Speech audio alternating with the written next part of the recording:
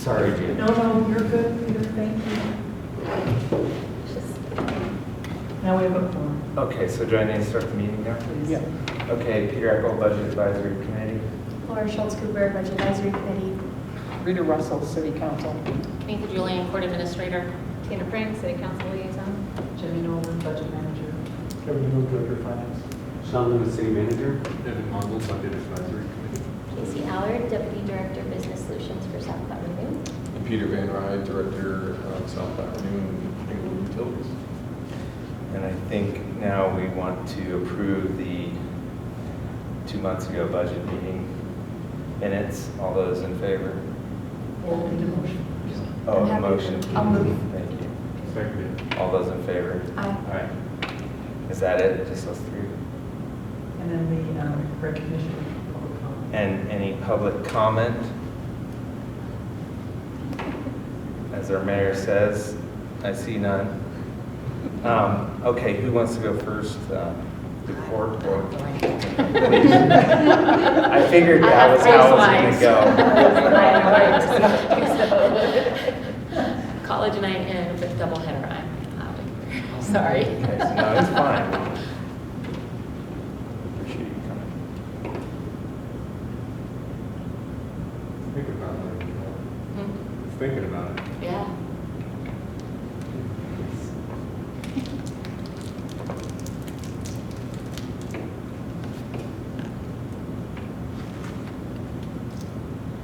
So as you all know, I am usually pretty quick on these, so all I have to say about this is we're 2% of the overall budget, and so we are small but mighty.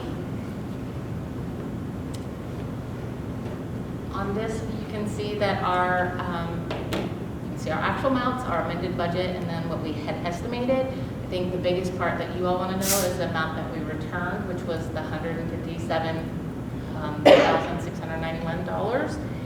And most of that came from personnel. We had our vacancy savings, and we had worked to minimize that. We kept a couple positions, our court navigation position. We were having our probation officer cover that and continues to do so. And one of our clerks is doing 30 hours rather than 40 hours. And then we have a JAG grant that's covering for an administrative personnel for restorative justice. So that's where our personnel savings or our commodities. Again, trying to stay very frugal and minimize our costs as best as possible. Our contractual professional services is where we spent the majority of what you can see from the budget and had the least return, and that is due to interpreters and court-appointed counsel. Our interpreter services have increased over the last few years and continues to do so, and we just got a notice that they're going to be raising their rates. And then court-appointed counsel with a lot of the mandates, legislative mandates that we have to appoint counsel for. Quick question, those mandates are coming from where? The state legislature. So some of our accomplishments, court observation, if you desire to watch what's happening in court each day, there's a link, it's on our website, and you can click on that link and you can observe. If it is a black screen, and it has a banner about no recording and those types of things, but if it's a black screen, we're not in session at that time, or we may be in a, if it's a juvenile case, it'll appear that there's no session, but there would actually be court, but it is protected. But anybody can watch that at any time. Just as the court is always open to the public, this allows people to be able to click in and observe from afar. Grants, we received a JAG grant, which is a Judicial Assistance Grant, which is a federal grant that is funded through the state. We received $86,000 from that, and that was to assist with our court navigation program and our restorative justice program, to allow some administrative assistance for our RJ program to help Ames, and then also our court navigation to allow some additional hours for that, as well as a small bucket of funding for assistance for treatment, whether it be classes or substance abuse evaluations. And then also there was a small bucket to do a survey. So we actually have contracted that as creating a survey that we can have all of the defendants fill out and determine what, if any, barriers we have, and will help us see an overview of what our needs are and where people need. And it also gives them that opportunity to ask for someone to assist them and meet with somebody in person and give us that information, and we can always try and meet with them then or be able to reach out to them after. And then RTD, we did get, I believe it's 16 books of 10 passes that we also provide again. So those are some of the barriers as people can't get to court. And when if they have a violation in another court, it's getting to that court so that they don't violate any of our requirements. So those bus passes really help them to make sure that they're successful. The parking appeal, we put that online so people, when they get parking citations, if there's some issue that they feel that they can appeal that, they're able to do that online, and it just comes directly to us rather than them having to come in and come down and do it. Or they were trying to email them and we would take them that way. Increased payment portal activity. We have had an increase in our payment portal. There's definitely some things we can do to improve the user friendliness of it, and we're continuing to work on that. Part of that is our vendor, and every time we ask the vendor for something, they want more money. So it's working through some of those issues, but there definitely has been increase, but we do want to work to making it even more robust in the future. And then we were also the state of the court. We do that biannually, and this was the year that we did that. And Judge did a great overview of the court and what we were stating at this time. Challenges, as we were just talking about, some of the challenges we face are legislative measures and unfunded mandates, such as mandatory PR bonds for most defendants. And what that means is if it's a petty offense or some lower level offenses, that if they fail to appear and they get arrested, or even from the initial, if they get arrested and they go to their bond hearing, we have to PR them, which is a personal recognizance. They don't pay any money to be released. They're just released, given a new court date, expected to come back. Many do not, and then we're in that vicious cycle, and it just is a repetitive process. And that's time and money on staff and jails and everyone else. And so there are some legislative measures currently in looking at that and seeing if there is something that we can do if they have multiple offenses.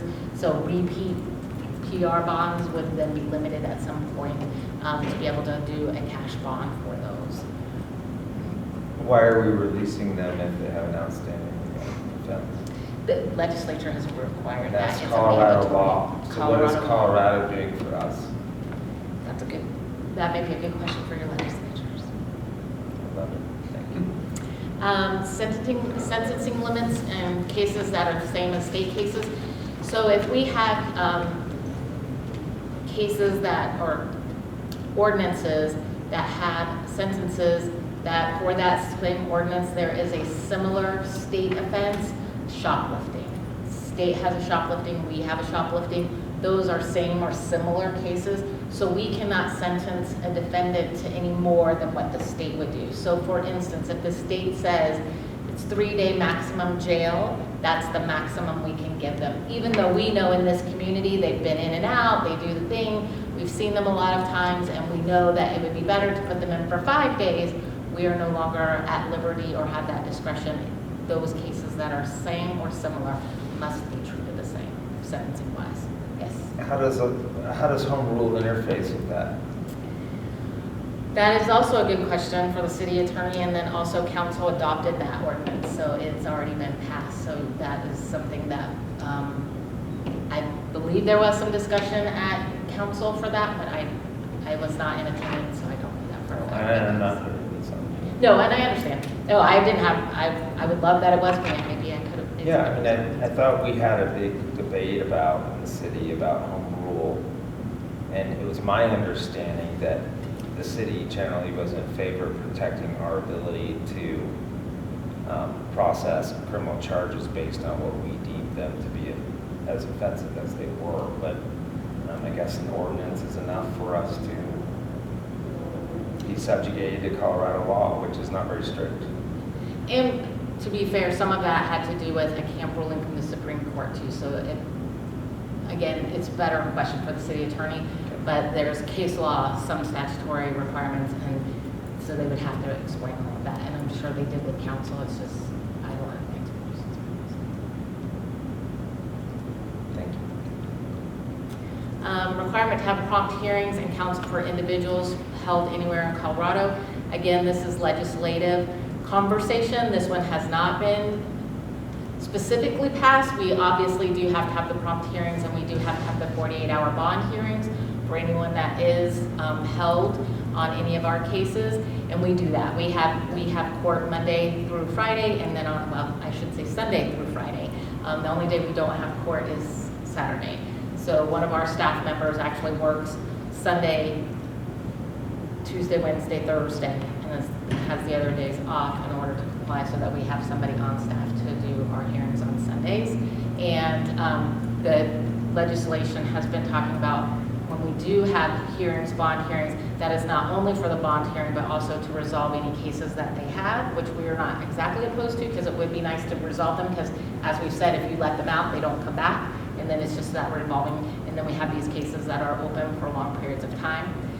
The other piece of it is counsel for individuals held anywhere in Colorado. So then that's where an issue comes, is if we have a defendant that does fail to appear, has been now is to be picked up.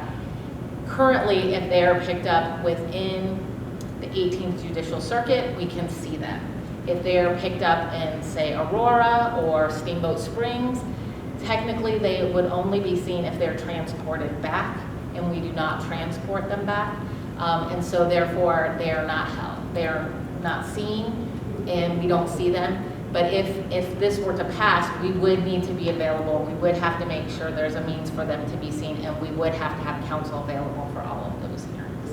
So I say that's a minimal chance of passing, just due to the fiscal note of it all, in reference to all of the municipalities that would impact, as well as all the judicial jurisdictions, 23 districts, as well as the roughly 280 municipalities. Yes. So how much time, energy, budget committee, my ask is, how much money are we spending to do other jurisdictional, legal, or work in the court?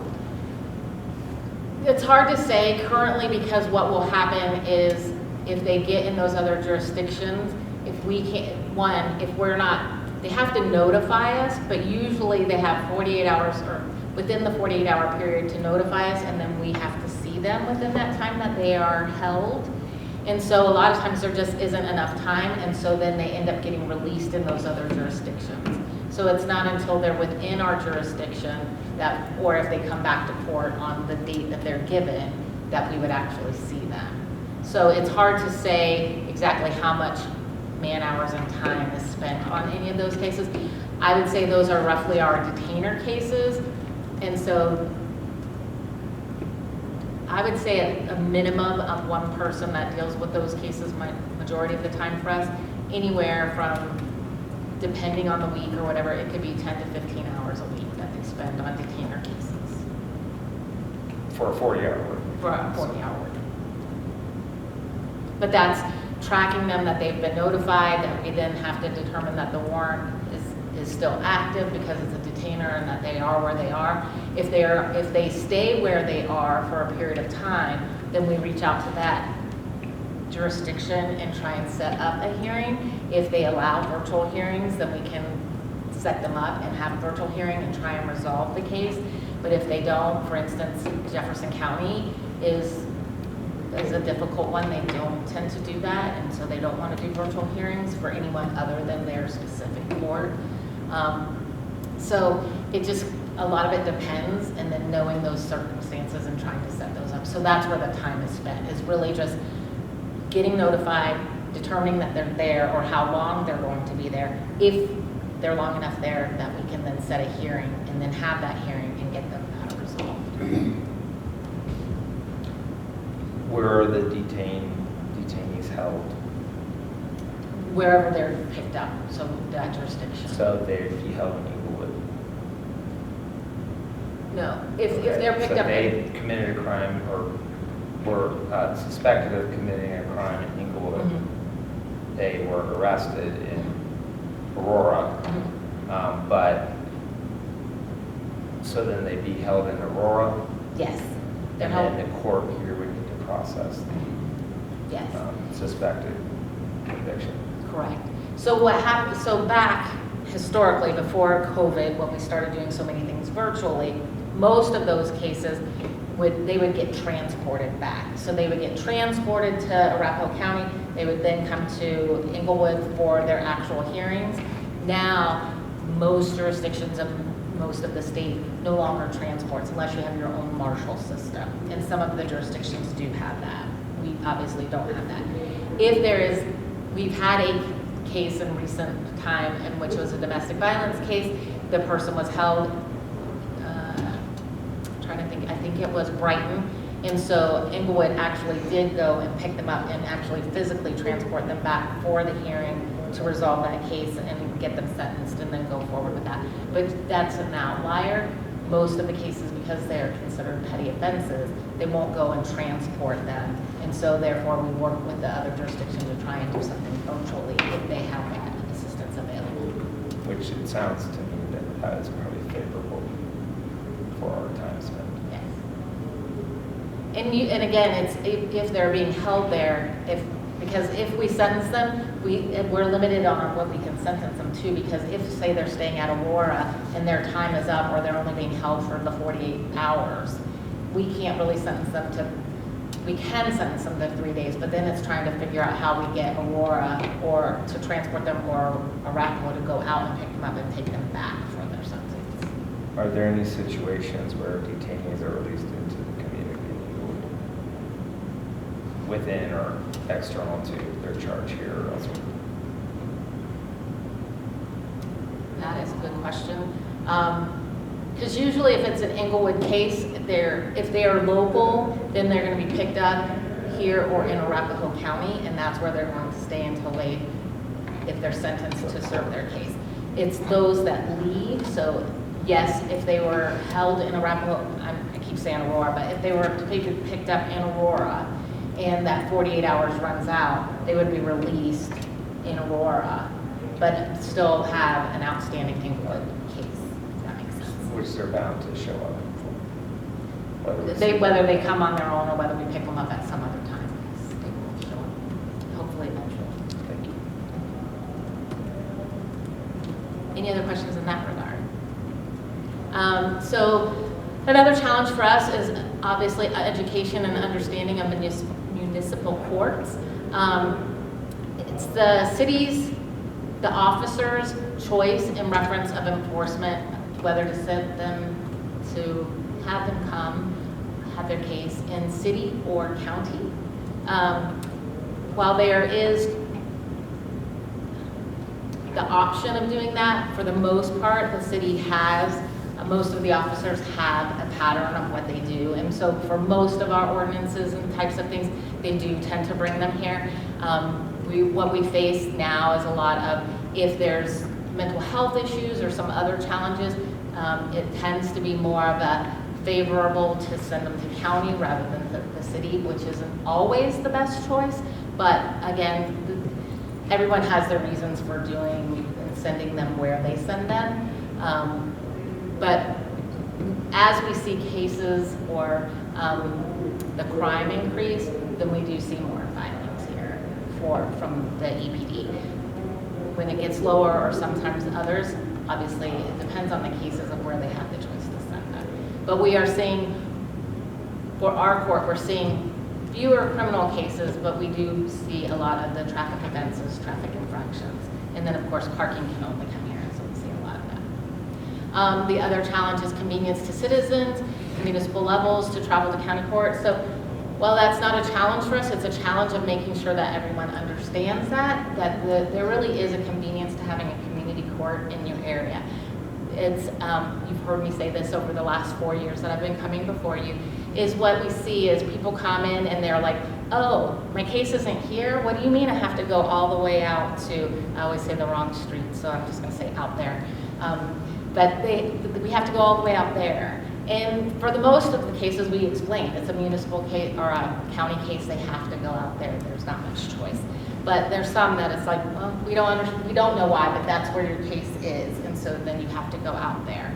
So it really, there are a lot of benefits of, again, a community court. It's local, we're here. Some of the other things that I've talked about as challenges is, again, it's just that understanding, because we do have, and the council has been very generous with their resources so that we do have problem-solving alternatives, that we do have our probation department, that we do have our court navigation. Because what we find is that some of the lower level offenses, it's just that they have these barriers, and if we can help them get through those barriers, they can successfully succeed and they can get back into the community and be productive. And so those are the challenges, is just getting people to understand and realize the importance of the court and what we do and how we are a major contributor to the city. Quicker resolution times is what we have as well, and that's, again, another benefit. And then finally, the final challenge that we face is public trust, and that's not just our local, us as a municipal court, that is a national effort at the moment. I was at the conference Monday and Tuesday, and there was a lot of discussion on this, is the rule of law and the public trust, that there's just, even the Supreme Courts of the country, not just Colorado, but again, throughout the nation, is about a 64% trust level, where it has always been very high.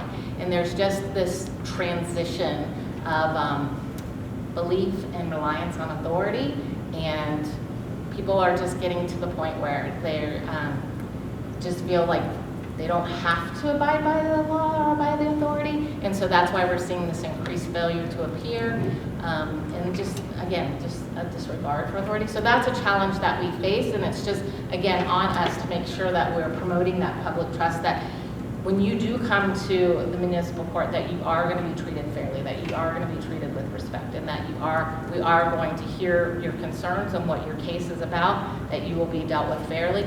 And then again, if you have those barriers and there are reasons that you can't comply with something, that we are going to help you with that and get you to the resources that we need. So again, a lot of it is education.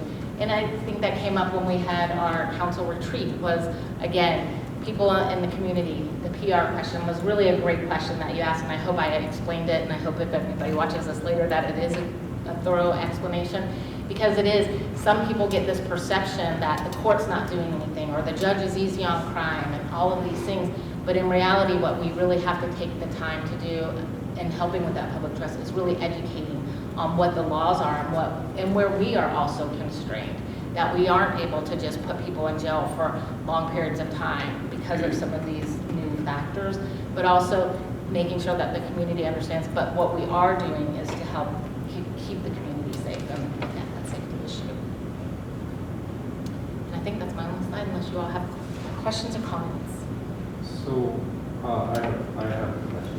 Sure. I know that, as you alluded to, the PR bonding question has come up in the legislature. Were you able to, watch, or have you had the chance to see any of the testimony that came up last year for HB 25-1072 or HB 25-1276? I don't recall those specific numbers, but if you can give me a highlight of what they were, I can tell you. So for sure. those were two bills where there was some discussion related to this, and it may be helpful for the courts.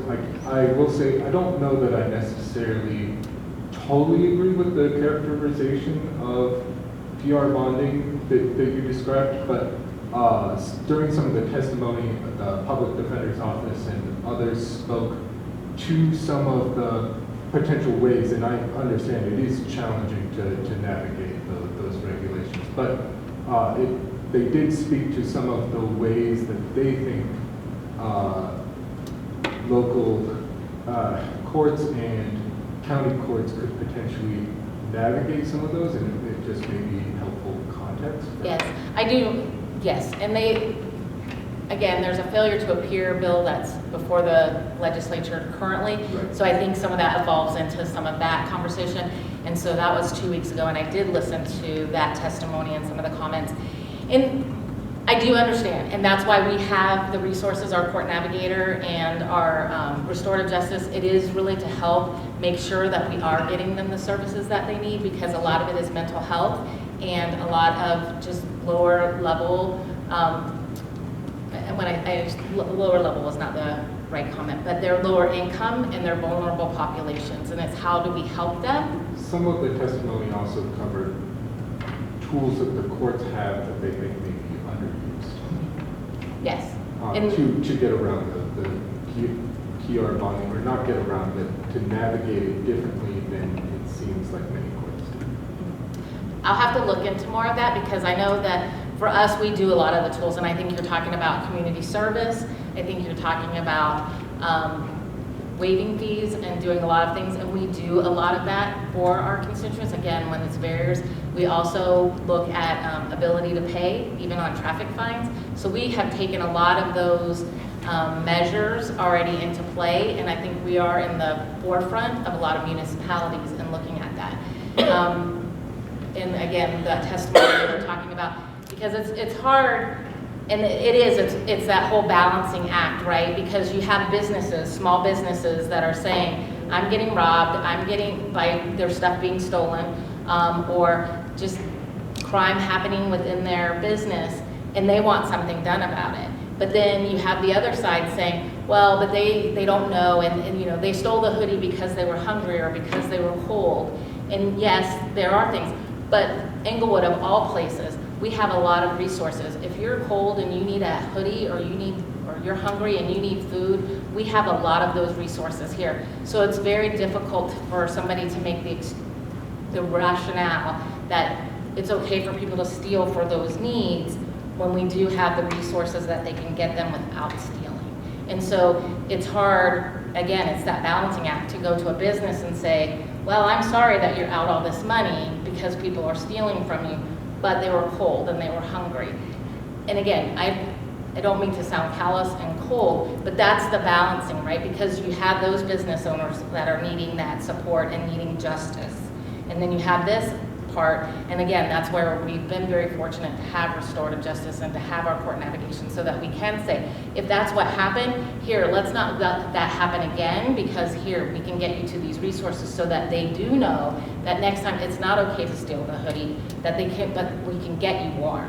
I will preface this with, I'm not an attorney, but my understanding, and why I pointed to that specifically, I think some of the testimonies share that there are potentially other legal avenues other than releasing people on PR bonds that are available to judges and courts.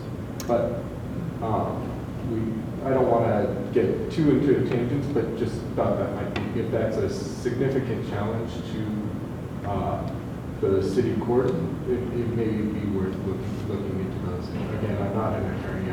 I can't say with much confidence how effective those might be or how relevant those might be to our specific situation. And in that regard, I think you're talking about, I forget which statute it is, but you can look at various factors to determine if you can hold someone or not. And one of them is if you believe that somebody is a risk, a flight risk, or if they are, whether they're attached to the community or not. And then again, that becomes a big balancing preference, because is someone that's homeless a risk, that they might be a flight risk? Possibly. So would that allow us to hold them if they were?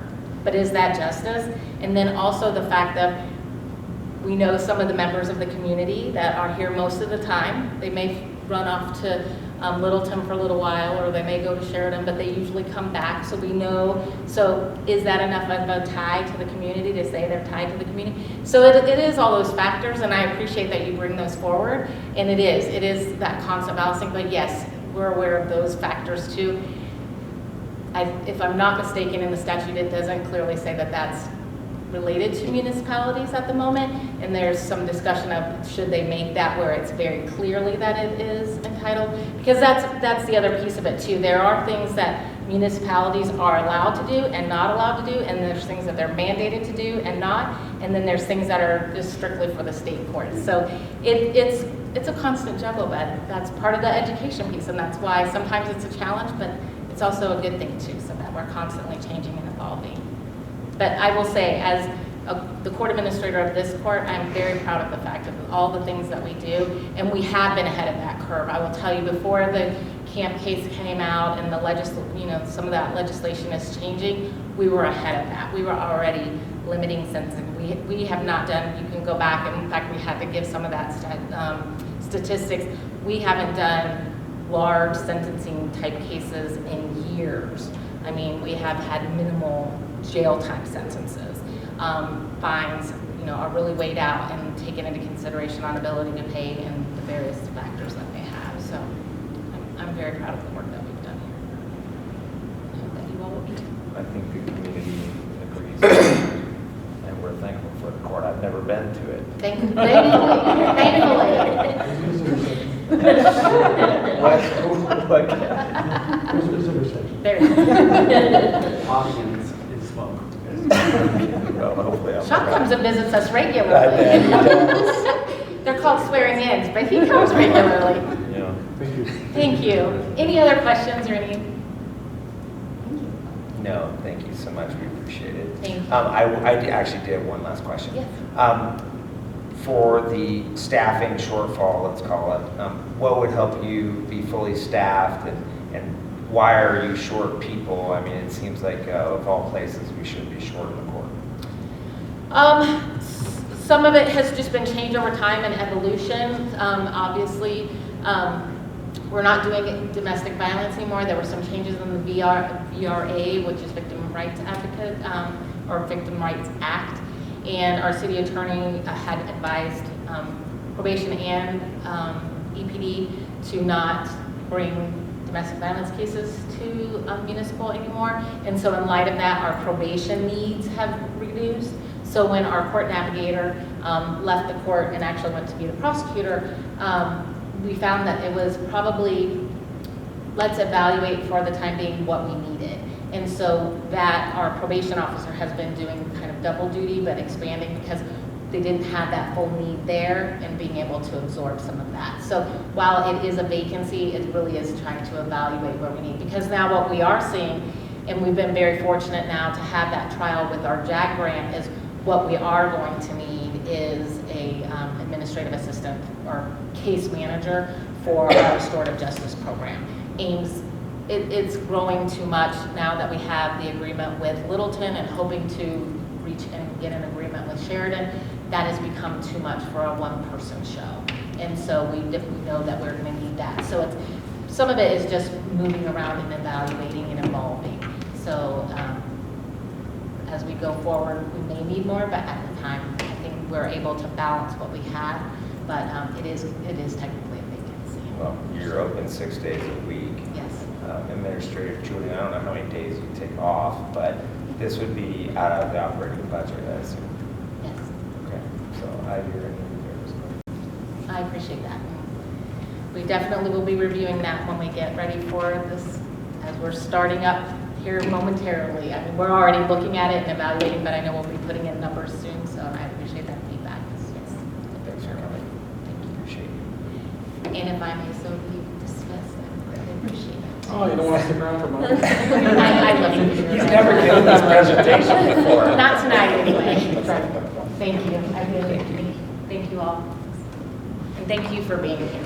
It's important to all of us. Okay. Right, please. Well, thank you. So I am here tonight to talk about Water and Utilities Department, which is water, sewer, and now the stormwater program as well as South Platte Renew. And so we've got a number of slides to cover things at a high level, and then a couple points to stop for questions if you want to get into any more details on specific topics. So just a general overview, the utility service area is 34,000 residents, 2,100 businesses. You can see that's the water system mapping. So it's essentially, there's water pipes in all the streets in the city. One unique aspect of the water system is if you look like in the lower left-hand corner, the water system actually extends beyond the city. We do serve a number of outside users that are part of the water utility, however, aren't actually in the city of Englewood. Allen Water Treatment Plant is our main source of water, a treatment source of water. It's 166 miles of pipe. We've got some pressure pipe pump stations, booster pump stations, 3 storage tanks. On the wastewater side, so the collection system is actually, the Englewood collection system is actually the northern 2/3 of the city.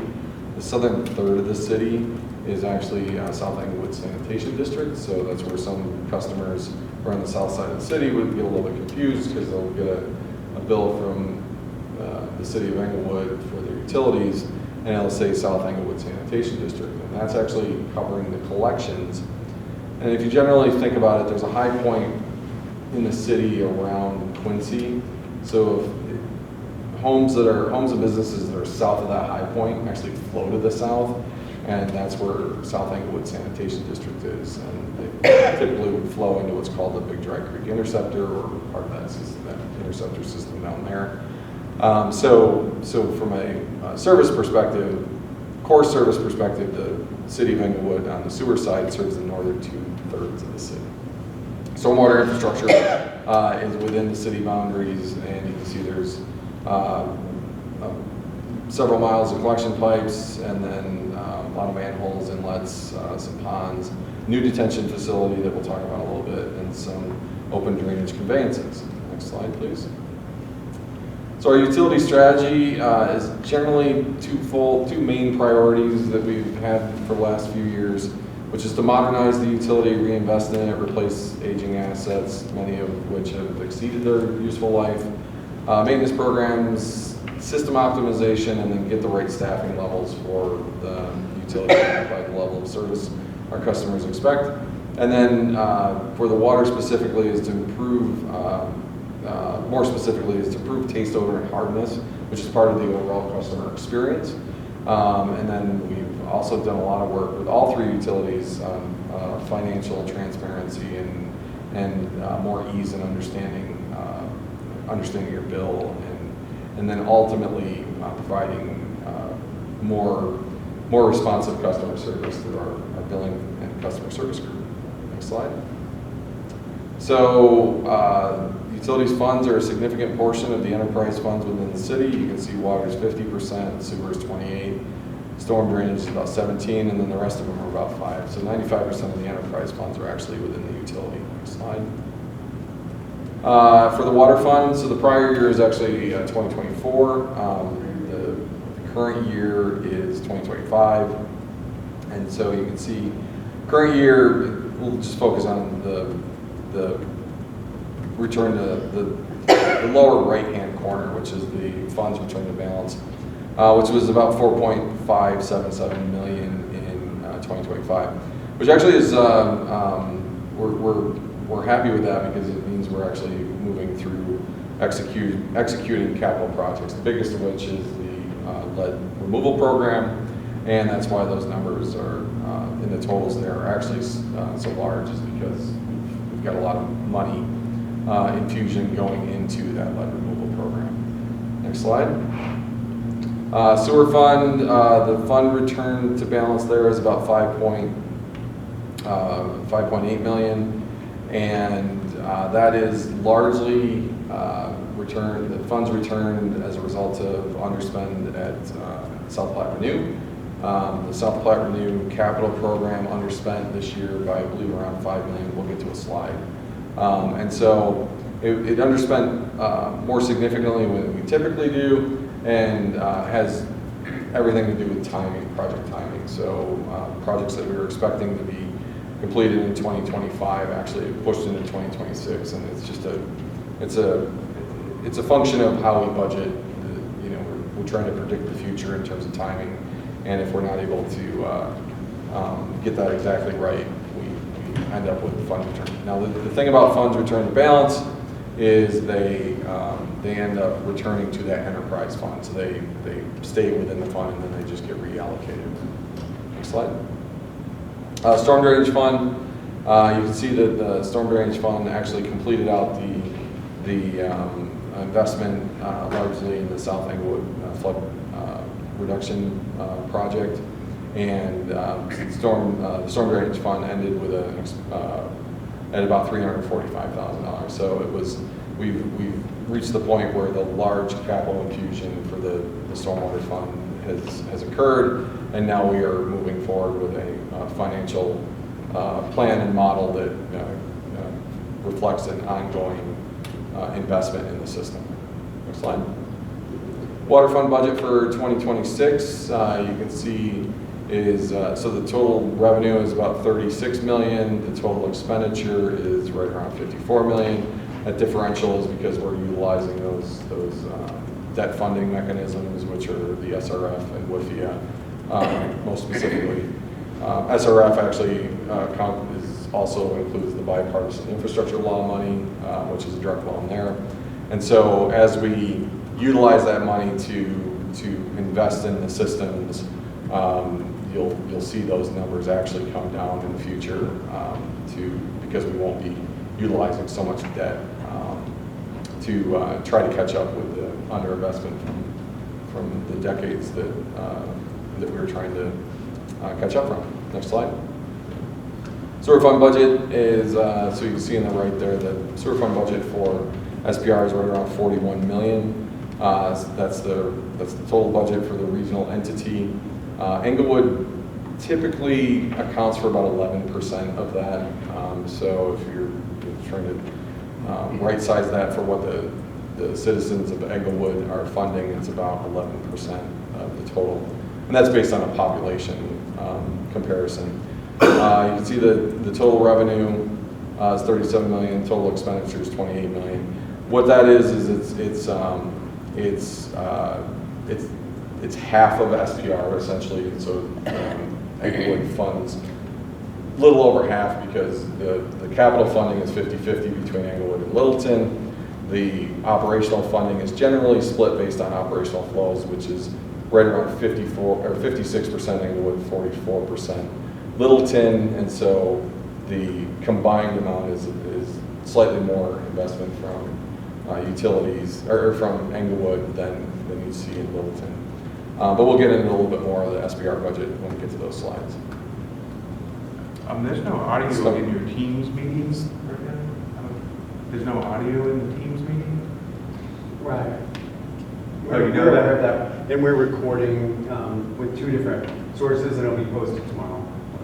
Okay, but for public comment, we can't have public comment? We did provide some at the beginning, but I'll provide some at the end. Yeah, because I couldn't hear. Oh, you would? Okay. Yeah, if you'd like to say something. Thank you. You're welcome. Sorry to interrupt. Okay. So the storm drainage fund, so this is a new fund for the utilities department. You can see the total revenue was just under 4 million. The total expenditures was 5.1 million.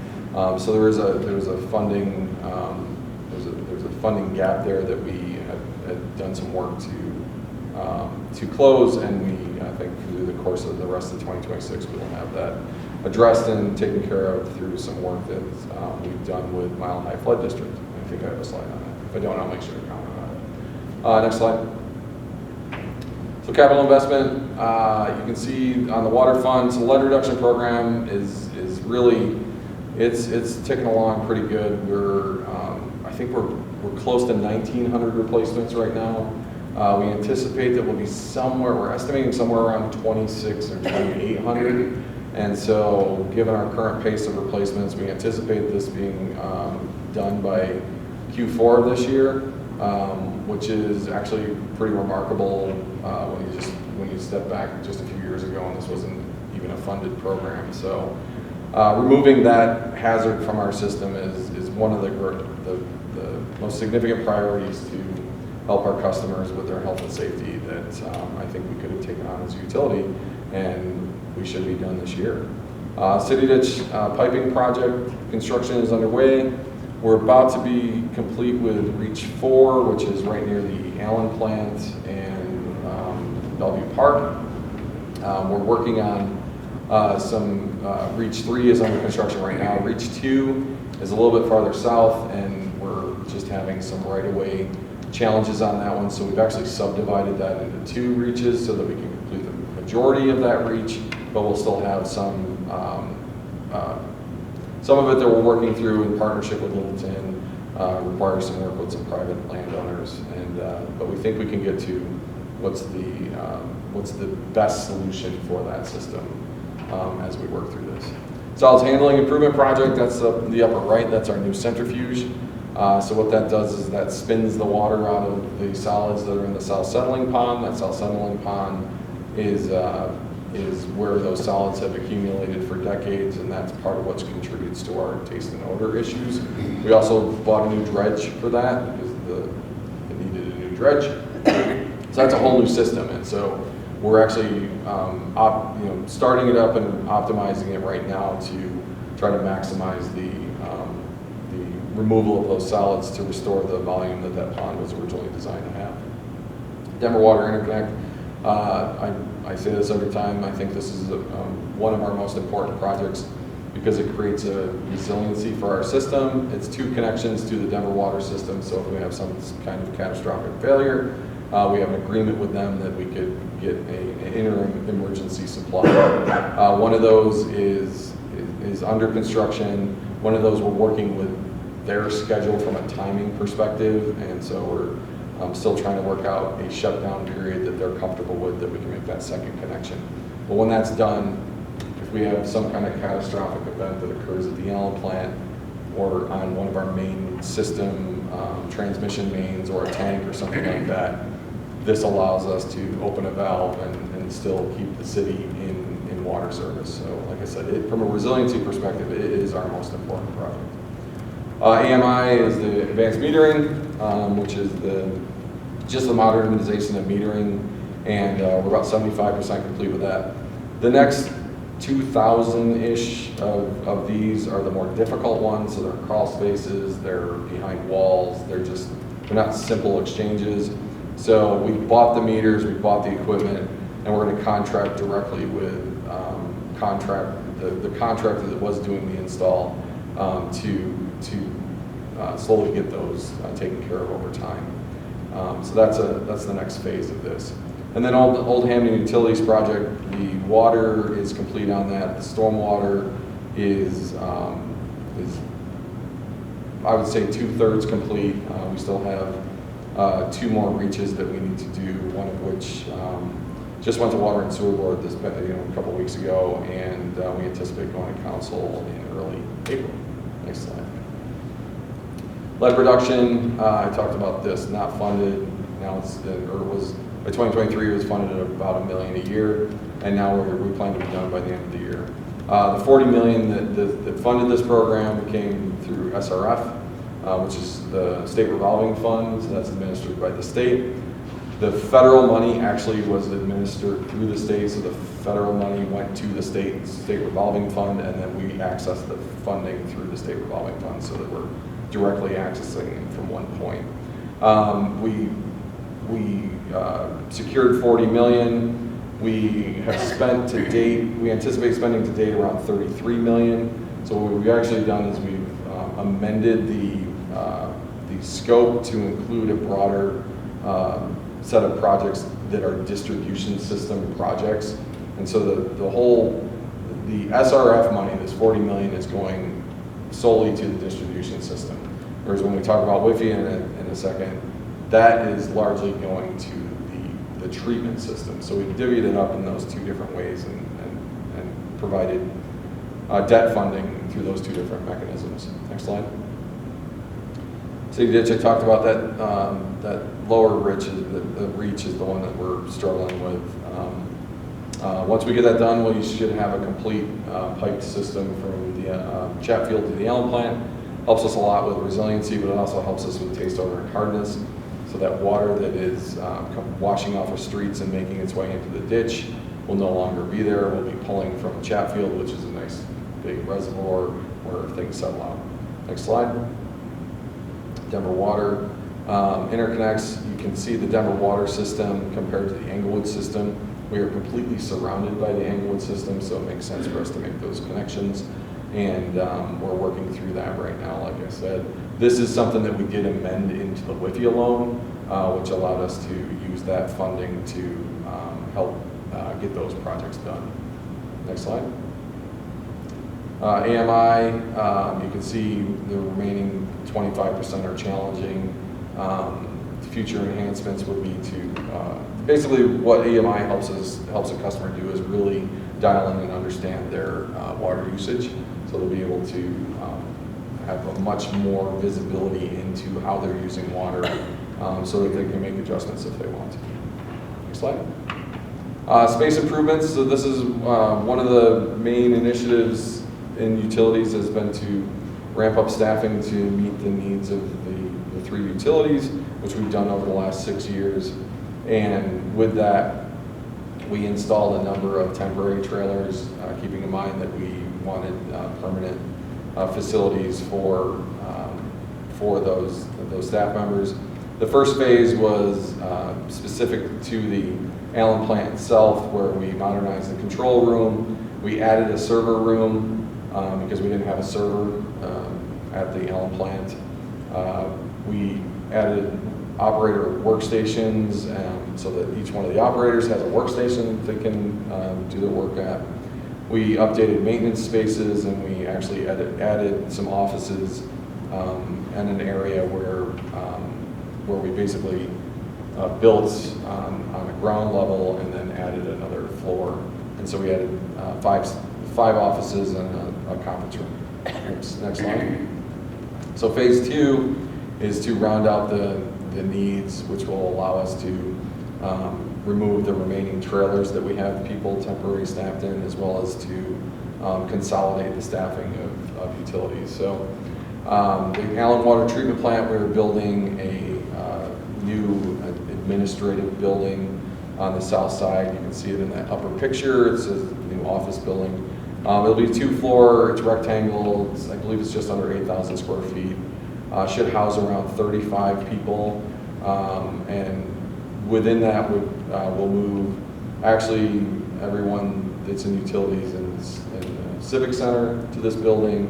We'll move all the people that are in the double wide temporary trailer into this building, and then we'll add space for some people who actually don't have offices. So right now, when I go to the Allen plant, I work out of a conference room, as well as my deputy directors. They work out of conference rooms because they don't have office space.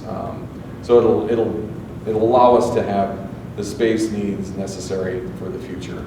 We're also going to modify the gates so that this building actually will be a place where the customers can actually come into the utility as well as here. So while we'll move the majority of the staff out of the Civic Center, we're going to maintain a window where our utilities window is. So we'll be rotating a customer service person there through the course of the week so that window remains staffed. And then the customers will actually have another opportunity to come to us in person if they want at this new building, because we've got it set up so that it'll receive customers directly from the public. The other piece of the phase 2 was the service center, which is it's just an extension of an existing building. So we put an addition onto an existing building. The building actually is a metal building that houses all the major equipment in the distribution and collections area. And so we put an addition on that essentially goes to the west and turns to the southwest to follow the fence line. So that'll give, we're redoing the locker rooms and the bathrooms. We're adding some pull-through doors so that we can pull large equipment through instead of backing it out. Some of the equipment that we pull in there, there's a foot on either end of it. That's how close it is to the walls. So by adding those pull-through doors, we'll be able to more efficiently move those equipment. And then we're adding conference space as well as office space for superintendents and managers, as well as workstations for all the distribution and collections field staff. When I first started in utilities, the entire staff was huddled around 2 desks in a garage bay, and so they shared one laptop, and so we're really, giving our employees what they need to be able to do their jobs effectively and feel like they have a connection to their work. Next slide. So how do we fund all this? So long-term financing is one of the main things that we've been working on. So we've talked about some of the loans that we had accessed, $60.5 million in WIFIA loans. Those were closed in 2022. We are still drawing from those. This is one of the great things about WIFIA, is we have a long period of time that we can draw against those loans. And if we don't draw the money, we don't pay interest on it. And so we have about a 7-year period, 6 or 7 year period that we can actually make draws on that money and not pay interest on it, which is really helped us phase out the execution of these projects. When you go to the street, you have a restricted period of time that you can that you have to draw the money. So if you're going to the bond market, you have to draw the money within, I believe it's 18 months, and have the projects done in 3 years. This allowed us to really be smart in terms of how we're phasing and sequencing our projects, and that's one of the really great things about WIFIA as a program. We were the first in the state of Colorado to pull a WIFIA loan, and we talk to any utility that wants to talk to us because it has really been effective. The water fund loan is the $38.4 million. That's essentially that's the part of the WIFIA that's dedicated to essentially the treatment plant, and the remaining 21 million is funding sewer, and that's Englewood's portion of capital projects at South Avenue.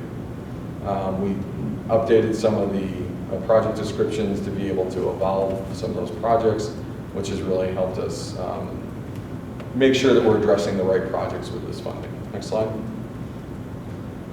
State revolving fund loan has been critical for the water program. Actually, in the way we actually sculpt this debt, it's important. So the WIFIA funding, we have to provide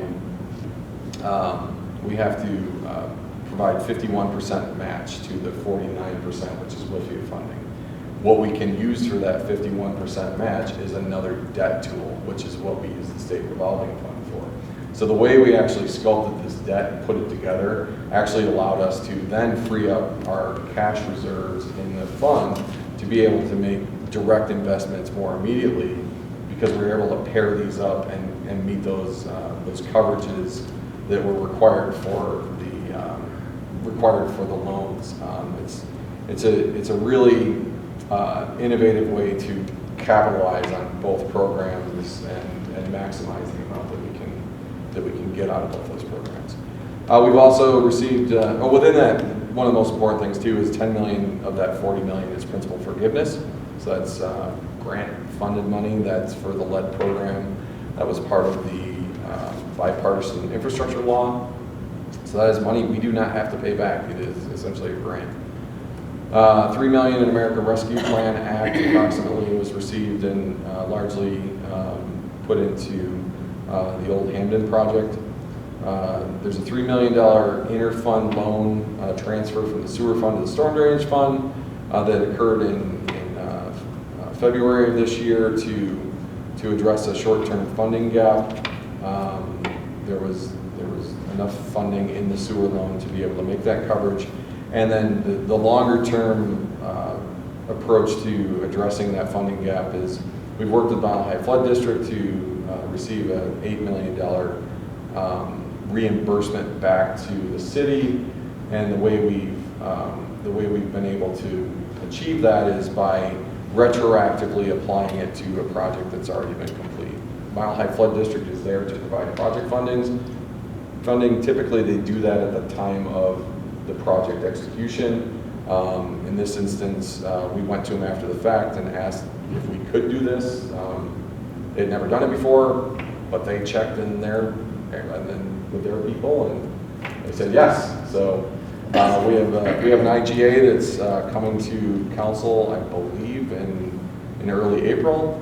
Once that IGA, and this is with Mile High Flood, once that IGA is executed, it's 2 readings and then 30 days, and then as soon as that ordinance is effective, we will then send an invoice to Mile High Flood, and it's right around $8 million that will come back into the enterprise fund.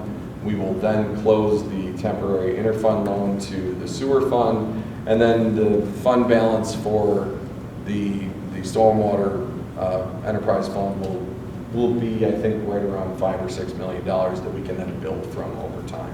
So really just critical to the long-term stability of that fund is that $8 million. So we're excited about that for a solution. Next slide. So how do we do all this from a funding perspective? These are the steps. We do the master plans, of which we're actually updating the master plans right now. We are we anticipate that we'll be presenting the draft results to Water and Sewer Board. I believe it's in April. It's either April or May. So we've completed updates to those master plans. We typically like to do it every 5 years. This is on we did it on a 6-year cycle, which still close enough from a timing perspective. And what we're doing is we're taking all that updated information, and that's informing this year's capital requests. So it'll be as current of information that we can provide in this year's budget process. We then develop the CIP, we update the financial models, we assess those revenue requirements, we talk to council about those revenue needs versus the cost, the level of service provided, and then that's through the rate structuring and whatever financing tools we use, and ultimately propose those options to the Water Sewer Board and the City Council to make sure that whatever revenue we're collecting is meeting the level of service from project delivery and service delivery that the community expects. Next slide. So if we look at the Water Capital Fund, since it's the most significant fund, and you've probably seen this before, I know council members have seen this a few times. So we call this our mountain graph. So this is essentially, if you look at it in FY 2020, we were barely investing in the utility. Then we started securing some of those loans in 2022, and then we really ramped up the funding so that we could meet what was the expected level of funding needs. And so you can see all the things that stack up on that. So from original cash to the rate increases that occurred in 2020, and then are ongoing on an annual basis.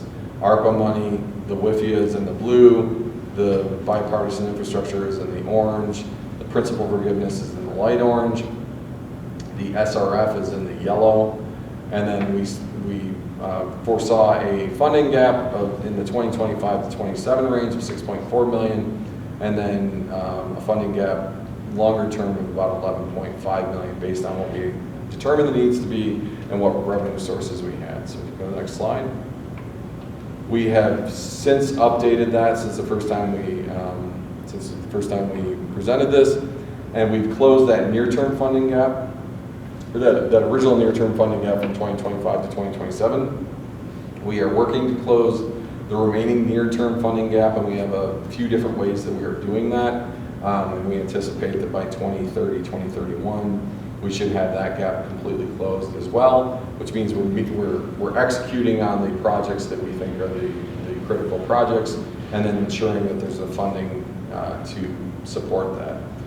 What we still are working on and is right around 2030, 2031, we believe there's a long-term funding gap. And so what basically is making that up is, in order to not end up in this position again, we need to provide ongoing investment in the capital. We need to do that in a more strategic way that doesn't wait for it all to build up and then we have to go secure $110 million worth of debt. So we're trying to dial into what that right amount of investment is and how we might do that. One of the newest things that we're changing from a strategy perspective is we've contracted a lot of this out. If we want to continue to replace the distribution lines that need to be replaced, if we keep contracting it out, we'll do a quarter to a fifth of the lines that we can do. If we contract them out, than if we were to have in-house crews to do that. So our utility is set up that actually it makes sense for a dedicated in-house crew dedicated to replacing these lines. We have 20 miles of 4-inch unlined water line, and so that's the water line that is 4 inches in diameter, and the steel has become so tuberculated on the inside that's basically running about 1 inch in diameter. So that's the pipe we want to get out first, and we estimate there's around 20 miles of that. And then you go to the 6 inch, and we have the same thing. So we're not just looking to close the gap by raising rates or issuing more debt. It's evolving how we're actually executing the needs, and so that's one of the things that we're working on over the next couple of years. because we think that's a more efficient way to execute those needs. Next slide. So Storm Drainage Enterprise Prize Fund, we are also doing that master plan update. So we're doing all 3 master plan updates. We're also doing a rate fees study update. So we're building the same model that we have for water and sewer. We're building the stormwater one right now, which is includes a 20-year financial plan. We're optimizing those operations. We're partnering with Mile High Flood District. There's a significant amount of available funds or resources through Mile High Flood from a maintenance perspective that we're strategically starting to go after. That I think are ways that we can offset direct costs to our stormwater utility, since they'll do the work for us. And then ultimately it's the MS4 permit, which is our water quality permit, which is what drives the water quality programs in the city. Next slide. So what does this mean on your bill? So if you look, so we try to create an apples to apples direct comparison based on all the elements of a water bill for a citizen. However, the jurisdictional boundaries of stormwater enterprises and water enterprises and sewer enterprises don't necessarily follow city boundaries. And so we've done, we keep working on this and refining this to try to get as apples and apples comparison to a number of communities that are near us. And you can see the distribution of those communities. So you can see Englewood 2025, this is water, sewer, storm for a typical user who uses 6,000 gallons a month. It's right around $96 a month. The 2026 rates moved that up by about $4, so that's all 3 utilities went up a total of $4. But you can see we're still in the bottom of the area when you're talking about a 6,000 gallon user, which is somewhat of a pretty typical average through the course of the year usage. Next slide. If you use 2,000 gallons, we actually become a little bit more expensive than some other entities. But you can see that middle black line is actually the average of the Front Range, and so these Front Range communities, so we try to stay under it. Incidentally, the different colors you see there, one of them is called mill levy because there are some residents in certain districts that actually have a property tax that funds their water and sewer and stormwater, and so we're always trying to capture that to make sure, again, there's an apples to apples. Next slide.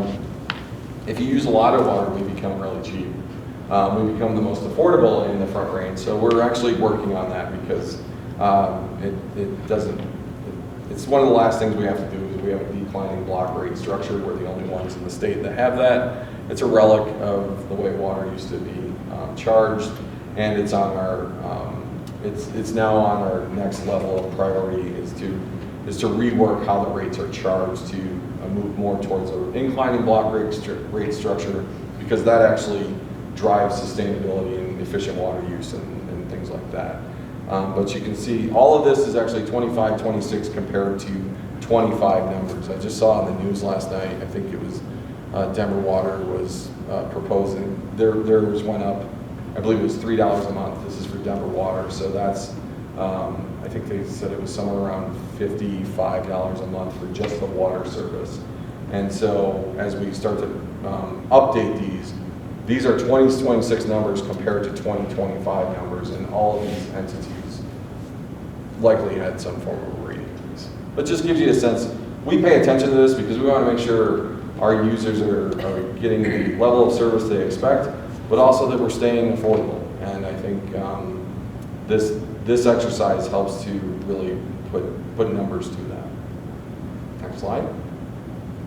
And that is essentially utilities. So we'll pause for some questions. I have a few questions. Can we go back to one of the last 3 slides, please? Are these numbers in these 3 slides here before or after the 25 budget supplemental? So the budget supplemental is actually, doesn't change the revenue amounts. So this is just revenue side. This is revenue, this is what a customer's bill Okay. looks like. Yep. Thank you for clarifying. Can you go back 5 or 6 for me, please? This one of these two is fine. Let's go to the next one if you don't Yeah, mind. let's go to the other direction. Yep. So is this chart here, I mean, it's a little confusing to me. Is this cumulative? So I got 5 million and what is that, 23, I got, 17 and 24, I got another 30 and 25, and I got another, 35 and 26? Yeah, so what it's looking, so if you look at the blue, so let's take the dark blue. Okay. So that dark blue is the WIFIA amount of water. So that dark blue will total 38.5 million, distributed over the timing of which we think we're going to execute it. Because the top dark line is the capital plan execution timing of that money. And so we'll take some of the money in 24, some of the money in 25, some of the money in 26. That's why you see that mound change. It's the time of the infusion of the money. The total of the color Yeah. totals the amount. So just to take that example, WIFIA funding at 25 is about $10 million, maybe a little more.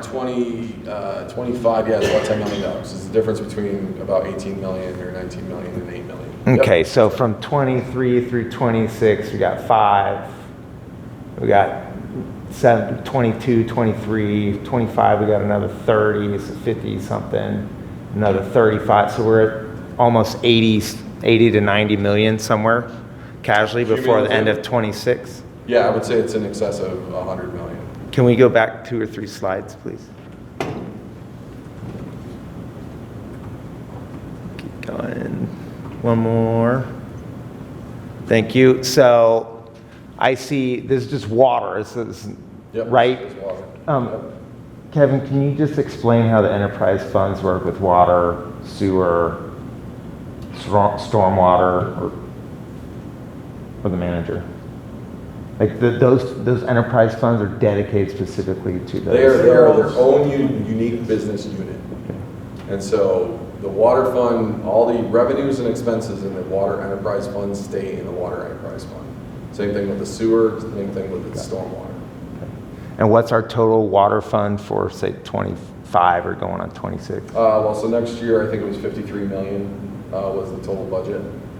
And the revenue amount was 34 million. Oh, So the okay. difference is the debt infusion. Net 20. Yeah, which would be the remaining amounts of that SRF fund and that WIFIA fund. And how much of that 20, or actually how much of the total 58, I think I heard, are we spending on debt? So you see right there. So the Oh, thank revenue, the sources of revenue are up there. So that's water sales, raw water sales, capital investment fee revenue, which is that charge, connection fees, and all other revenues. And then you can see there's borrowing proceeds there. And then our expenditures. So that's where we'll borrow more money to ensure that the fund balance doesn't drop below our reserve requirements. And so by infusing that additional $19 million, you end up at $36 million. However, there's more money in the fund balance, so we're actually spending down the money we have in the fund balance, and that's why you end up with 54 million. So we're debt financing right now. We're accessing the debt that we have that we haven't pulled yet because we don't have to pull it immediately. And so I see we're going to spend 38 million on capital in 26. Is Yep. that reasonable? That's right. Is that coming out of, it's coming purely out of enterprise fund, or this also carries over in the capital improvement? It's target? 100% out of the water enterprise fund. All So things we- water stay in one fund. So we're not even going to come close to recovering that. So by my rough estimation, we got about $100 million since 2022 for this fund, correct? For the water. Well, From federal, probably- state. Probably 80-ish. Because 20 million of that WIFIA is for sewer. So it's about 40 in WIFIA and it's about 40 in SRF. plus or minus. SRF is what again? State revolving fund. So that also includes the bipartisan infrastructure money, the 10 million in grant. Which is funding. federal money Which that's is allocated federal. by the state, Yep. so. That's correct. And that's specifically targeted at the lead program. That's what that bipartisan infrastructure money was dedicated to, was lead programs. And so, how much have we been spending on capital since, call it 2021, per year? So I think you'd have to go back to that revised slide, because that should actually have real numbers. It's been ramping up. So you see, so if you go back to the previous slide, this was our estimated, this was our plan for it when we developed this way of trying to illustrate this. And then the next slide is how we've actually been executing. So you can see we spent a lot. We first started, we actually started using a lot, spending down our rate funded money. And the reason why we did that is we wanted to defer the draw on WIFIA so that we could delay the timing of paying interest. And so that's something we've been paying attention to as we're using that WIFIA funding, is we push out the draw of it as long as possible, which is one of the mechanisms one of the things it allows as a debt instrument. And by doing that, our starting point of paying interest could be 4 or 5 years after we close the loan. So we'll draw in 2027, whereas we close the loan in 2022. In that time, that money has been available, and we pay no interest on it until we draw it. So that's why you see the evolution of how that money is being spent, is because we wanted to spend down the fund balance and then delay that draw to minimize interest rates, interest payment. On the principal forgiveness and the SRF loans, that money has different requirements in terms of its draw, and so you can see where we're drawing that heavily in this 3-year period, which is essentially the timing of executing the lead program. So that lead program is fully funded by the SRF. The WIFIA is funding a lot of those improvements on in the water plant treatment systems, and then the cash is funding everything else, which is basically the rate capital revenue that's in the fund balance. What was the total lead removal? Right now, we're estimating around 33 million. In gross? What's that? In total over however many years? All costs from the time we started. That includes construction costs, planning costs. We have a program manager that runs that program for us. Those costs, design costs, all of that is in that total of 30 million. And then we added $3 million for a series of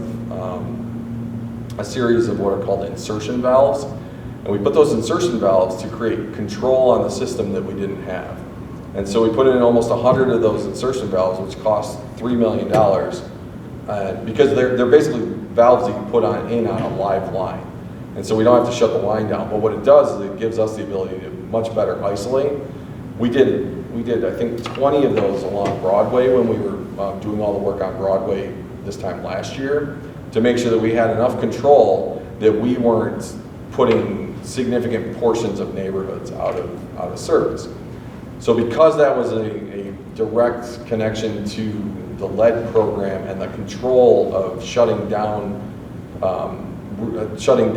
individual streets for the lead program, and specifically to Broadway, that money ended up being funded through the SRF. So that totaled about 33 million, which then leaves us right around 6 or 7 million that we're using partially to fund an improvement on Union Avenue. There's a line over there. We're looking at some work on a line on Clarkson. We've done some work on this line, but we need to do some more work on it. So we're spending the remaining of that SRF money on the distribution system until we exhaust it. It seems like the lead removal has been a success. I would say that from a casual observer. Well, that's great to hear. We think it's actually been operating really successfully as a program. Like I said, to go from no plan to we're going to be done in a little over 2 years is actually kind of remarkable. That's neat. Tell me, do we have a graph that shows the interest savings? I don't know that we've necessarily put that together. Because, I mean, you could argue that if you'd done all the work and taken the draw and done it in a quicker amount of time, then it wouldn't have been a necessary material, right? Yeah, except for we can't do that. We don't have the staffing resources or the contractor resources or the construction timing resources. So part of doing construction faster, it costs more. And so what we do is we optimize it such that we're drawing the money in a way that fits what the contractor can execute to get us the best value. Okay. Additionally, we just don't have the in-house resources to execute that volume of work. Actually, this volume of work is a pretty significant amount. So there's an interest savings, but in reality, the execution of the work is internal staff driven and also contractor availability and pricing driven. Okay, thank you for that. Yep. One last thing on water, then I have some other questions. I'd love to see a graph that showed, 20 years before this, and why did we all of a sudden decide to do this? Was it purely access to government money and aging infrastructure, I'll call it, or what makes this such a large spend in such a short period of time? So what that is that's 35 years of deferred maintenance and underinvestment, and that's not even all of it. That's just the most critical amount that was necessary. So if you look at where the lines start in 2022, you can essentially project that back as a flat line for the last 3 decades, with the exception of a couple infusions of money to do some specific regulatory-driven projects on the Allen Plant. But really, rates were substantially lower than what the rest of the Front Range was paying, and because they were so low, we weren't investing in anything. And so I think when I first talked about this, we talked about the filter interface panel. So the filters are probably one of the most important aspects of the Allen Plant, and they have a panel that controls how they operate. And we had gone so long with not updating that panel that the manufacturer no longer supported the technology that was in that panel, and we were buying spare parts off of eBay for that filter interface panel, which is one of the most critical steps of the Allen Plant. So that's where we're starting. And so when we assessed it across the entire water system, sewer system, stormwater system, that was everywhere. And we have systematically prioritized and figured out what are the right things to reinvest in. We've done a tremendous amount of, one area that you don't hear a lot about, you don't think about a lot for the Allen Plant is electrical systems. So we had really, really old, out-of-date, well past useful life electrical systems that we have systematically invested millions of dollars each year to upgrade those systems, because 4 years ago, if the power went out, the plant would start flooding because there weren't automatic redundancies. And these are real examples of things we experienced. There was a windstorm, the power went out, and the operators couldn't shut the plant off because of the way there wasn't a control system, there wasn't electrical systems. It didn't kick over to the backup generator, and so they were scrambling through at 9 o'clock at night trying to manually close valves because the water just kept coming into the plant, and they didn't have the ability to pump it out because the power had been knocked out. We're way farther along from where that was just 3 or 4 years ago because of that ongoing and strategic investment in those systems. And then you look at the city ditch, you look at the south settled pond and the dewatering system, you look at just some of those other major highlight projects that we talked about. all of those were systems that were well past useful life. Can we go back a couple slides, please? Right, one more forward, please. So, on this page, which enterprise fund is this? So this is 2 enterprise funds. Okay. That's what So I thought. there's the water, which is the state revolving fund loan. And then there's also a stormwater state revolving fund loan that we don't actually have on this slide that was pulled, I believe, in 2023. And that was $30 million, right, Kevin? Is that about right? Yeah, just under. Just under $30 million. And that funded the South Englewood, South Englewood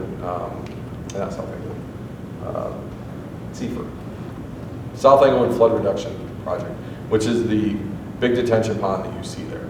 So that was largely funded out of SRF, our SRF funded money. We didn't have this on this slide because that happened prior to us taking it over, but it's actually a bullet we should include on the slide because it is one of the main funding sources for that sewer enterprise or stormwater enterprise fund. So I was looking at the stormwater enterprise fund. It's a combined statement from 2018 to 2025, and I only see grant income totaling 2.063 million. Some of it funded in 21, and some of it funded in 24. So I don't. Would that be considered grant money or? So that's loan. So this is debt. Grant, I would assume, is ARPA. Mostly ARPA, some of it was FEMA.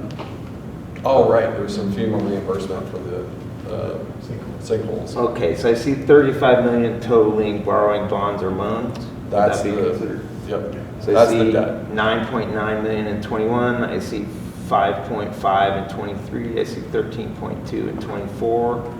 I see 7 flat in 25 on the preliminary. I don't see that updated supplemental on there.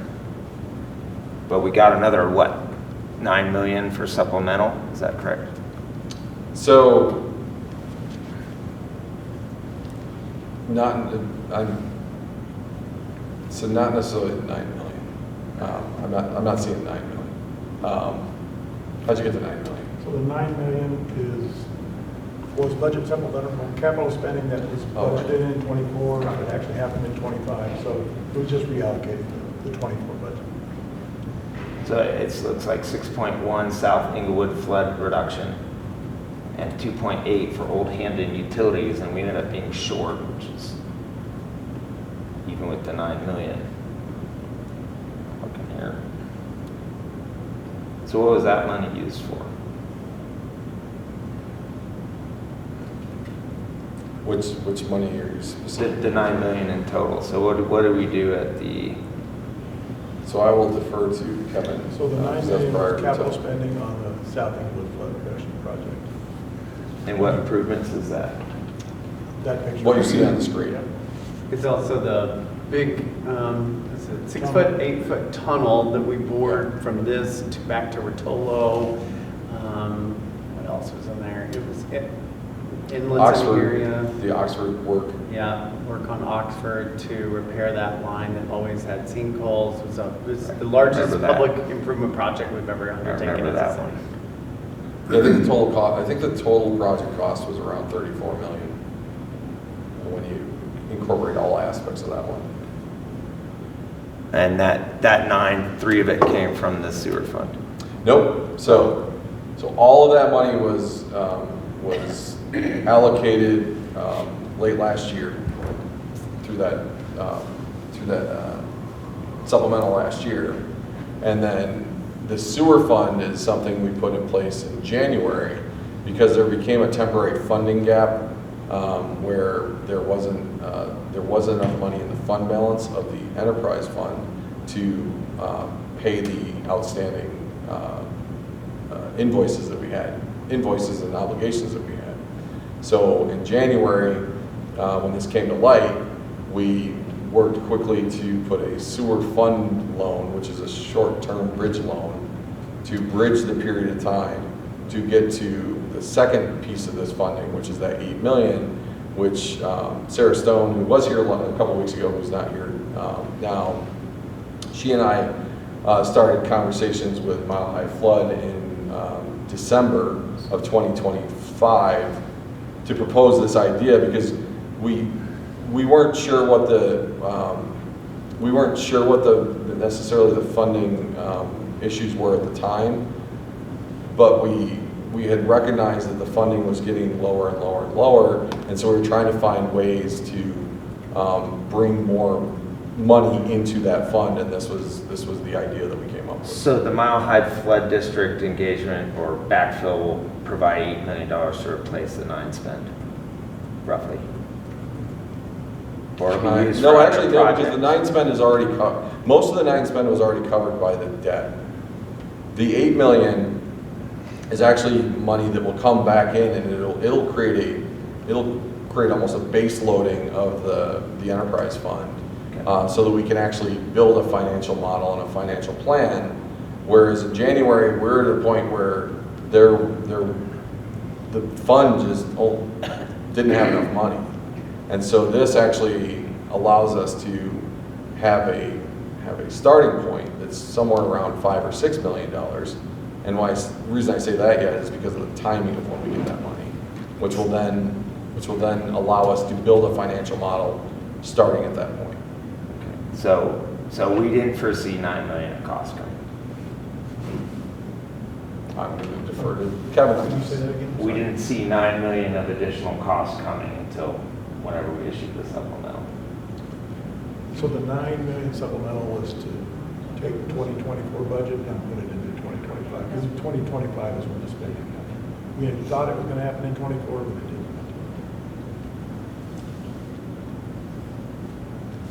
I guess I would see that as leaving us, I would have seen that as us having extra money in then at 24, not having to go get 9 million more. So Yeah, we would have ended 24 with more than we anticipated. any questions? Thank you. I was curious if you could briefly speak to the near-term funding gap and the levers for closing that. Yep. So that near-term gap, the 7.25 million, part of that is actually the bids we're getting back has closed some of that. The cost of projects has been less than what we budgeted, so that's closed part of it.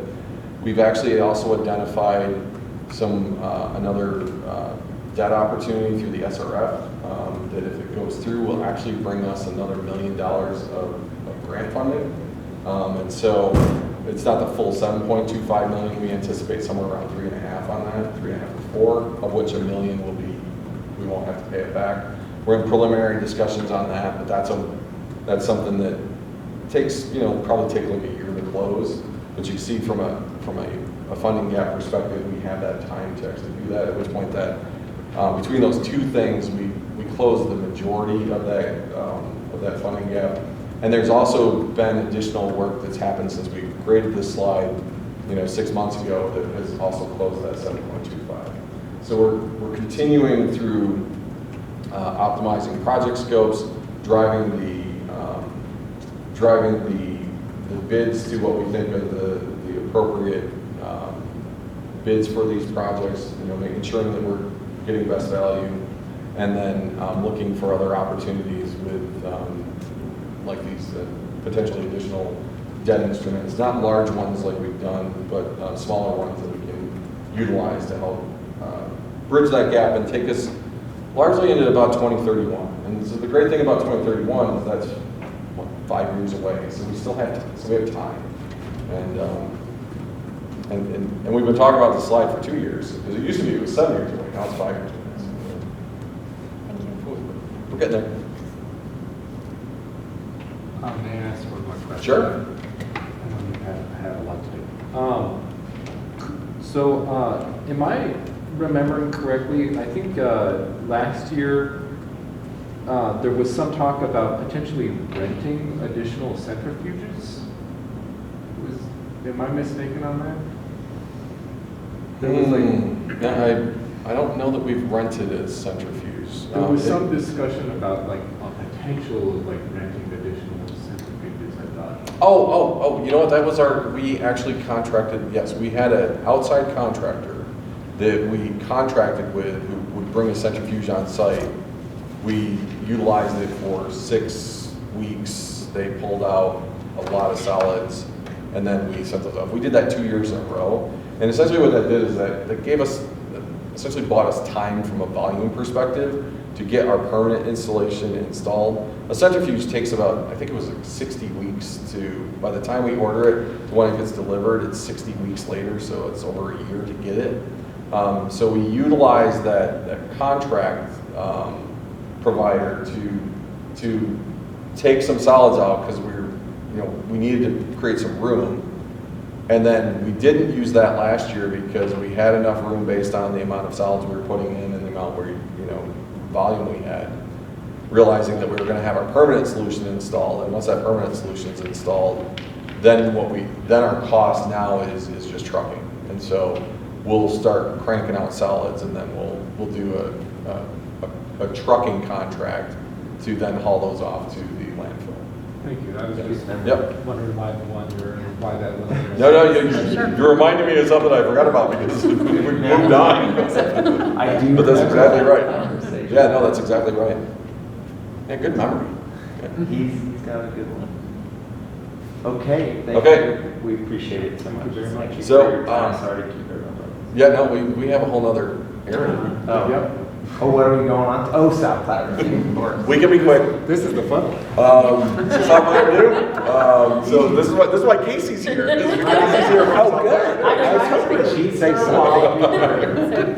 Okay, so South Platte Review is a regional wastewater provider. We're the third largest in the state. We are a joint venture between the cities of Englewood and Littleton. We serve not just Englewood and Littleton, but 19 connector districts. The Englewood population is about 35,000, Littleton's about 45,000, connector districts total in excess of 220,000. And you can see the service area in the colored shapes that are on the screen. So it's essentially the southwest metro area, minus Highlands Ranch is what South Platte Renew serves. You can see it goes all the way down to like Lincoln and I-25 to the east, goes into Ken Carl, all the way down to Roxborough. Dominion is shown as hatched because they're on a temporary agreement right now. They're working with Littleton for a permanent agreement long term, which will change our number of districts. The reason why it shows up in Englewood is because Englewood is the administrator, so all of the South Platte Renew employees are Englewood employees that run through Englewood as the administrator. If you think about South Platte Renew and Englewood, when you think about these numbers, if you proportionally take 35,000 people divided by 300,000 people, it's about 11% is what that total amount is. And so when you see the budget numbers for South Platte Renew, it's about 11% of what those numbers are, what our actual City of Englewood customers. Next slide. So you can see one of the most successful programs we've had is our RNG financials. So this is our renewable natural gas. This came online in late 2019. We were tracking the cumulative revenue and then taking off the cumulative expenses and then reflecting that back to the original capital investment of $7.8 million. We actually paid it off in July of last year. So this is a revenue positive system at the South Platte Renew, and any of that positive revenue actually just offsets rates for the customers. Is it? Okay, so I'm seeing some positivity here, I'm seeing some positivity there. So what's the delta on revenue and the delta on expense? So the revenues, or over under? So the revenues are contingent upon when our broker actually sells gas into the commodities market. Okay. And so that's why you see it step. So they do that once a month, or they'll do that once every 2 months. Okay. And so the dashed line is what we estimate, that's our projected. And then you see the stepping of when the actual gas is sold into the market. The expenses, those are our operational expenses. And so right now this is the first year we are utilizing this dashboard and this approach to tracking all of that. And so our forecasting was a straight line forecasting on that. And as we collect more month-specific data, those two lines will become a little more less straight. So why did we have less expense than we thought? Where are we talking about? This one here, it'd be nice to add a net expense variance to this. You know, it looks like you're under by, I don't know, $10,000, who knows, but. Yeah, and I think it's really as we refine the forecasting on this, we'll be able to dial that in more. This is, like I said, this is the first trending that we're doing with this data. So it's something we can consider putting in. Right now it's a straight line and it generally matches because we estimated it based on what we had for monthly expenses that was an assumption. Right, and you know what the expenses are coming is what I would guess. And so what the number we were tracking, so we didn't have that graph, a year ago. The number we were tracking is the actual expenses. You see the columns that show the expenses that we're tracking on an annual basis, and you can see they generally hover between $600,000 and $700,000. Right, but production's up, right? What's that? Production is up, right? Well, so the production stays constant, so it's about when the production generally stays constant. So it's just the chart. It's when they sell into the commodities market, that's when you'll see a bump in revenue. Okay. Some of the changes in the expenses there are certain times where we have to do more expensive changes of filters, like we filter out siloxanes, and so there's an iron scrubber and things like that. Those don't happen every year, but when they do, they're expensive updates. Okay. Thank you. Yep. Can I ask that question? Sure. Yes. So is the lion's share of the revenues energy credits and not actually selling the natural gas? So it's renewable identification number. So we sell into a commodities market that's an EPA program, and they are called RINs. That's the 245 number. So it's an actual dollar amount for that RIN, and that RIN is a certain amount of gas that makes up a RIN, and then that's the commodities pricing number that the program we participate in. And so that RIN program is there to offset, is a driver to offset fossil fuels, and so large fossil fuel companies want access to renewable natural gas to be able to meet their requirements to have a certain amount of their portfolios renewable natural gas. That's what creates the RIN program. The actual gas itself that we sell into Excel, I think we call it the brown gas, that actually doesn't generate a lot of revenue. The RIN program is what generates a lot of the revenue, and depending on when the RIN price gets low enough, we'll access other low carbon fuel standard markets to sell into those because we can generate some additional revenue out of those. And so there's a number of different ways that we look to maximize revenue for the gas that we produce.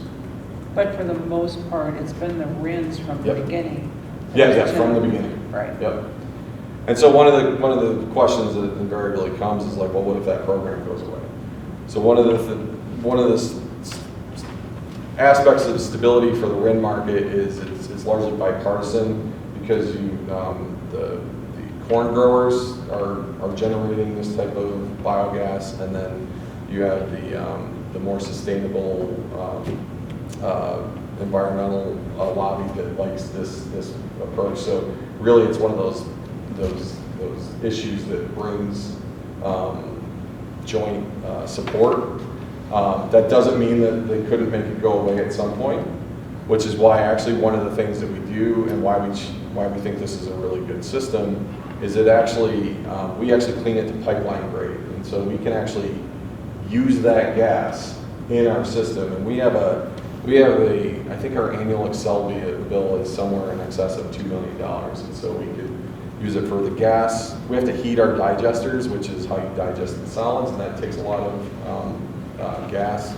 And then we can look at ways that we potentially use it to generate electricity on the site. So it's really somewhat of a hedge in case this program goes away, because if the program goes away, it doesn't mean we get revenue in, but we might be able to defer a significant amount of cost. And so we're actually doing a study right now.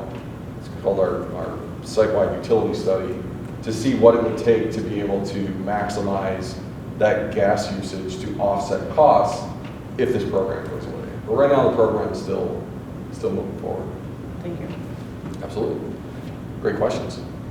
Okay, so funds return to balance, so this 24, 25, you can see the main return of funds to balance is capital. It's $5 million, and that's just a timing of capital execution. That's what's causing it. It doesn't mean the capital requirements went away. It just means they pushed into 2025, and then we're seeing the same cascading effect of money pushing into 2026. And so in 2025, we underspent more than we've underspent in quite a while because of the timing of that capital. It's moved into 22, and actually there was a good reason on that one. There was a good outcome on that one too, which is one of our major electrical projects came in about $2 million under what we expected it to cost, and it's because we actually handled the project management of that in-house, because we have in-house staff that could do that. Actually ended up saving a couple $1 million, which further drives down the amount of capital that we expended. So that's part of that is timing. Part of that is we just really found an efficient way to do a significant electrical project. And this might be for Sean too, but I mean, why don't we do more things in-house in the city? I mean, I'd love to hear that example. I mean, we like to do things in-house in our business. So I think, it comes down to, it's finding that right balance of in-house versus external. The expertise that's required to execute that kind of project. We have an individual that works for our organization at South Platte Renew that has that expertise. If that person leaves, he's not the kind of person, his expertise is not the kind of person that you just go out and you do a job advertisement before he comes in and then we can just immediately replace it. So we don't rely heavily on internal staffing resources, because sometimes the need is so specific that you want to go to a consulting firm or you want to go to a contracting firm. I think if I go back to the water example that I was talking about before, during this past 5 years, we've needed to do a lot of work. And so we've used contractors because we just didn't have the staffing resources, we didn't have the expertise. Now that we've stabilized and gotten a lot of the emergency triage work out of the way, if we want to look at a long-term programmatic way to replace that first 20 miles of pipe and then the next 20 miles of the next round of pipe that needs to be done, 5 miles a year is a good amount to execute. If we contracted that out, we might do 1 mile a year. If we have an in-house construction crew, we think we can do around 5 miles a year. And so making that transition and shift is partly because we have the internal staffing resources, we've covered all the emergencies, and now we can strike that balance of that makes sense because we have a pretty long-term stable need that we can fund on a regular basis and not be so reliant on a specific expertise or have it be so volatile that it hits 1 year and then the next 2 years we're not doing it. So, yeah. And I would just add the other part of that is for something, for like a special project or something that's more of a one-time. I think about some of the work that we're doing in utilities that we're never going to, well, I hope, we're never going to have this amount of backlog that requires us to staff up this high. So when you can supplement with consultants, you're not creating a long-term expense of having to do reductions in force later on. Same in permits. When we are high permit volume, it doesn't make sense for us to hire a bunch of permit techs and plan reviewers and inspectors. It's better for us to consult, outsource that, because otherwise we're going to fire people when things slow down. So you use consultants and external to try to balance the pressures of the expense of staffing up and then having to fire and then staff up. The consultants can even that out more. And some guarantee of the So- work. So Right? Jenny's battery is telling me I gotta hurry up.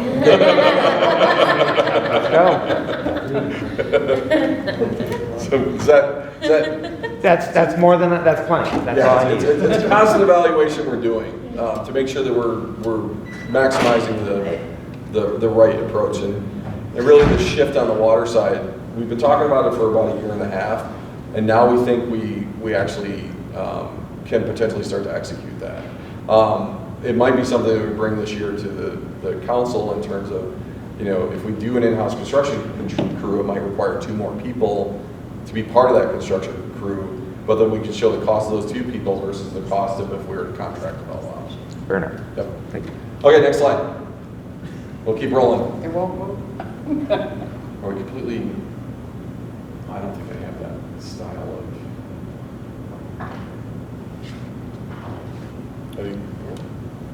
Here we go. Okay. So you can see the budget number, the total revenue and total expense are exactly the same. And that's because we are a charge to the 2 sewer enterprise funds to the 2 cities. So there will never be a deviation here. If we spend under our budgeted amount, then our expenses to the cities match that amount. And that expense to the cities is what classifies as our revenue. Next slide. Maybe? Hey, there we go. We redid our master plan in 2025. We have an immediate 5-year capital program of around $102 million. And then you can see it jumps from 2031 to 2035. That is driven by regulatory drivers that we have to meet in the early 2030s and mid 2030s, as well as aging infrastructure. We have major systems that need to be completely replaced, the most significant of which is our headwork system.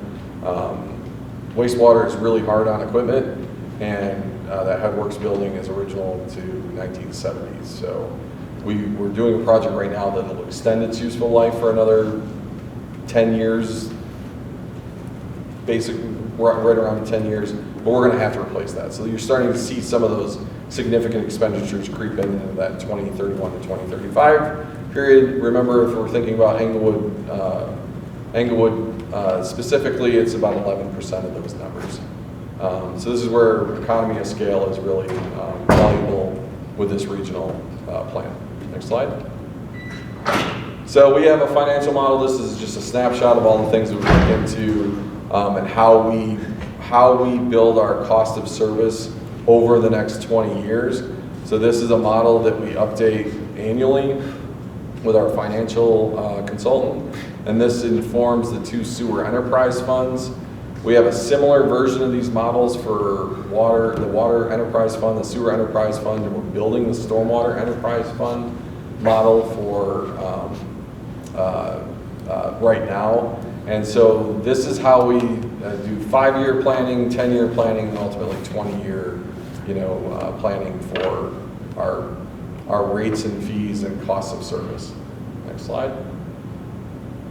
Some of the major improvement projects that we have over the next few years. Headworks is underway right now. It's going to be completed next year. SCTs are solid contact tank enhancements. So those are some improvements to the solid contact tanks. We also have, it's still grayed out. It's lower left there. Those rectangular boxes, those are SCTs. Side stream treatment, P&A, which is partial nitrification, Nitamox. I think that might be a Nitamox. It's basically bacteria that helps take nutrients out. So it's a project to help drive down the nutrients that meets regulatory requirements. The digesters that's where we digest the solids, and that's actually where we generate the gas. So you can see there's some movement improvements there. Our park solid sites, which is our pilot and research center, we have our solid site installation going in, and then I'll talk a little bit more about that in a minute. And then our dewatering improvements, that's where we generate the solids, and where our trucking operation is that trucks those solids out east to our farms. Next slide. Headworks, you can see, really this is extending the life of the headworks right now, and so that project is currently under construction and gives us, that extension before we have to do that major overhaul. Next slide. The MCC, these are motor control centers. These are the electrical workhorses of our plant. You can see many of them were installed in the 90s. Their useful life is 20 years.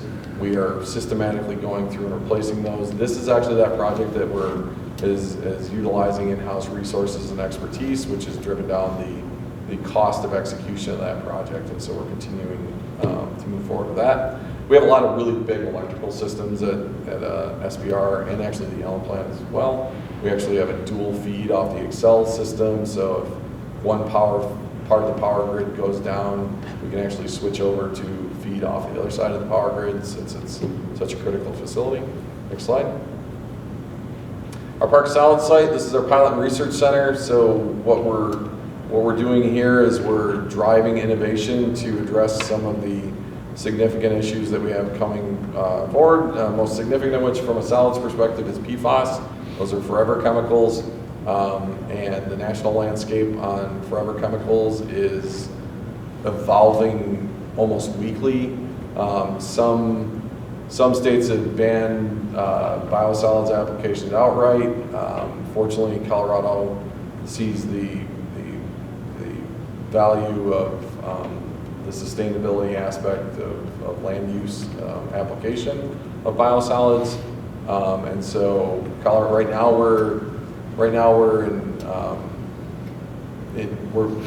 we're still applying as we always have, but we're tracking that there are states that are just outright banning it. So if we outright ban it, you incinerate it, which was not a lot of incinerators around. You send it to a landfill, so then our landfill loading goes up and our costs go up substantially. So we're working at a national level to keep biosolids application as a primary way to address them. Next slide.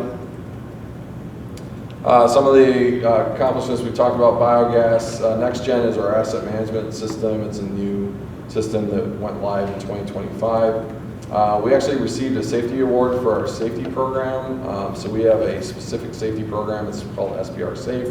We created it about 5 years ago out of a significant incident where we were pretty close to actually having a catastrophic explosion in our digesters. And so we have made that a focus, and so much so that we actually won a national award on that last year. And then our pilot and research center is how we're driving innovation to create the best value for our customers.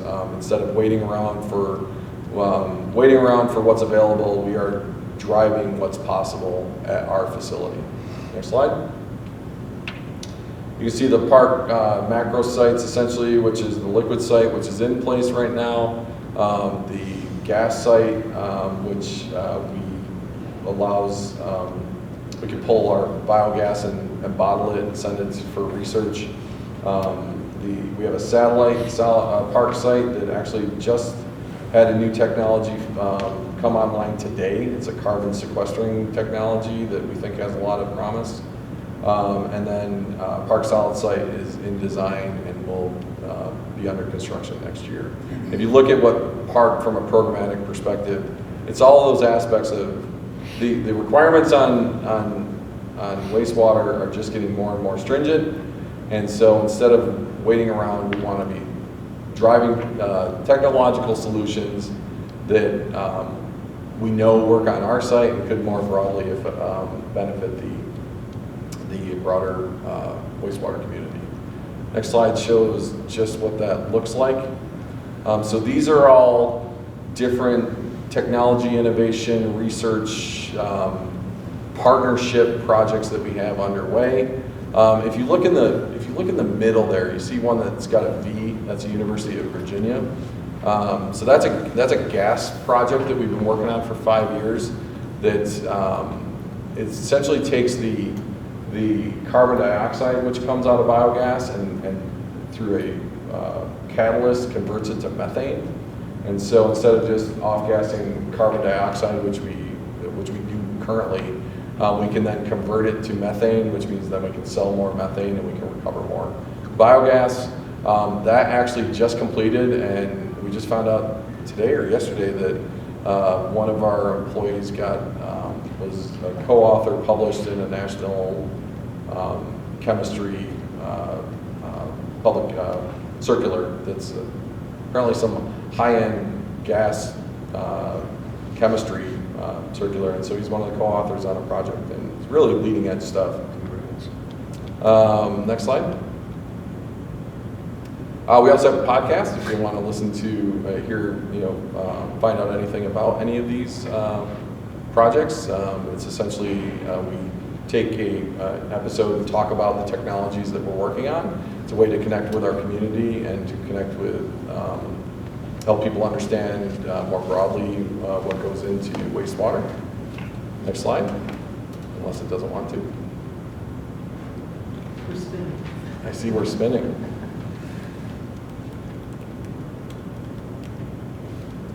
Excuse me, I would like to have an accommodation since you're having a meeting. Can I just drop this off? You can read it, so we don't have to stay any longer? Sure. Thank you. And you all can decide what we need to do. Have a good night. Okay, so we're on our last slide. Yeah, it's actually our last slide, and it's essentially it's what does the future look like, and it's this intersection of meeting regulatory drivers, this culture of innovation, and then leading the industry in addressing those two things and having that all come together to ultimately drive the best value for our customers through the work that we're doing. So that actually is our last slide, and then it's questions. So questions on South Miami? Yes. Can we produce any more high-end gas? Well, that's what that methanation project is trying to do, is produce more high-end gas. Oh, you mean you individually? You mean the customers? Just South Miami. Customers,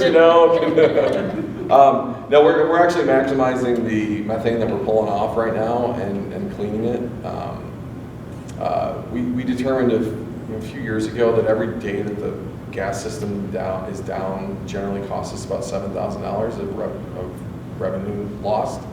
And so we've done a lot of work over the last few years to maximize uptime, which then maximizes the recovery of that gas and sale into that commodities market. And then that methanation thing is actually pretty exciting because that could almost double our gas output that we put into the system, which would then thereby cause a significant increase in revenue as well. Well, unless we have any other questions, speaking for myself, but I mean, this is certainly a valuable resource, and of course the water projects as well are the most valuable resource. Thank you for your time. Please connect to our podcast and check out. I might check it out. Yeah, Do you allow it's pretty interesting. We did a beer release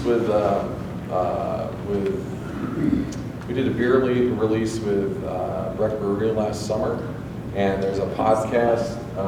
There's a podcast episode on that one. So if you want to start with a pretty interesting one, it's Blair Corning on our staff talking with their innovation brewer at Breck Brewery and how they utilized our direct potable reuse water that came out of our park system to create a beer. Well, I hope we get invited to the next one. The next beer release? Yeah, we'll be happy to. Well, thank you so much, Director. Thank you. Go ahead. Yeah, one quick question. I apologize. I know this is already pretty late. Does cleaning those renewable natural gases to pipeline standards, does that enhance the amount of money that we're able to get for those gases? Yeah, it maximizes the, so what you'll see in a number of gas systems is they might use the CNG for compressed natural gas vehicles or things like that. When we've looked at this because of that RIN program, we maximize revenue by actually cleaning it to that pipeline standard, and then once it's cleaned to the pipeline standard, we're fortunate from a site perspective because what also often kills the economics on those is you have to run a really long pipeline from the generation to wherever the transmission main is. Well, the transmission main, there's a 20-inch transmission main for Excel. It's on the north end of our property. So all we had to do was a half-mile high-pressure gas line in our property, and then we tapped right into the transmission main. So we had the fortunate, we had the fortune of proximity to the gas main that really helped drive the economics on it. Good to hear. Thank Yeah. you. Great presentation. Thank you. We always love coming here. We love it too. Well, great questions, and thank you for your interest, and thanks for, thanks for letting us present. We appreciate it. So much. Okay, moving on. You are welcome to the Okay. Thank you very much. We need to make a quick decision with Jenny. Yes, sir. Are you going to come back or just there? We can close. We'll be done for 30 seconds. We need to decide on two things. 2 items, yeah. Okay, can you please? Yep, the first item is, Jenny, maybe for the microphone and hearing, it might be fine, but do you mind coming back up? Or do you need your computer? Do you need your computer? Nope. Okay. Thank you, Jim. 2 items that we need to discuss tonight and make a decision on. First is presenting the issue brief to City Council. We've got 2 meetings in April that we have availability, April 20th or April 27th. Okay. I am out of town the 22nd. Okay, well, the 3 of us are probably the most involved at this point, so I would like, so the 27th is out. For me. That's what I just heard. 20th and 27th? Yep. Okay. Just the 20th. Yeah. I have something tentative on the 20th, but I think there's a good chance that's not going to happen, so.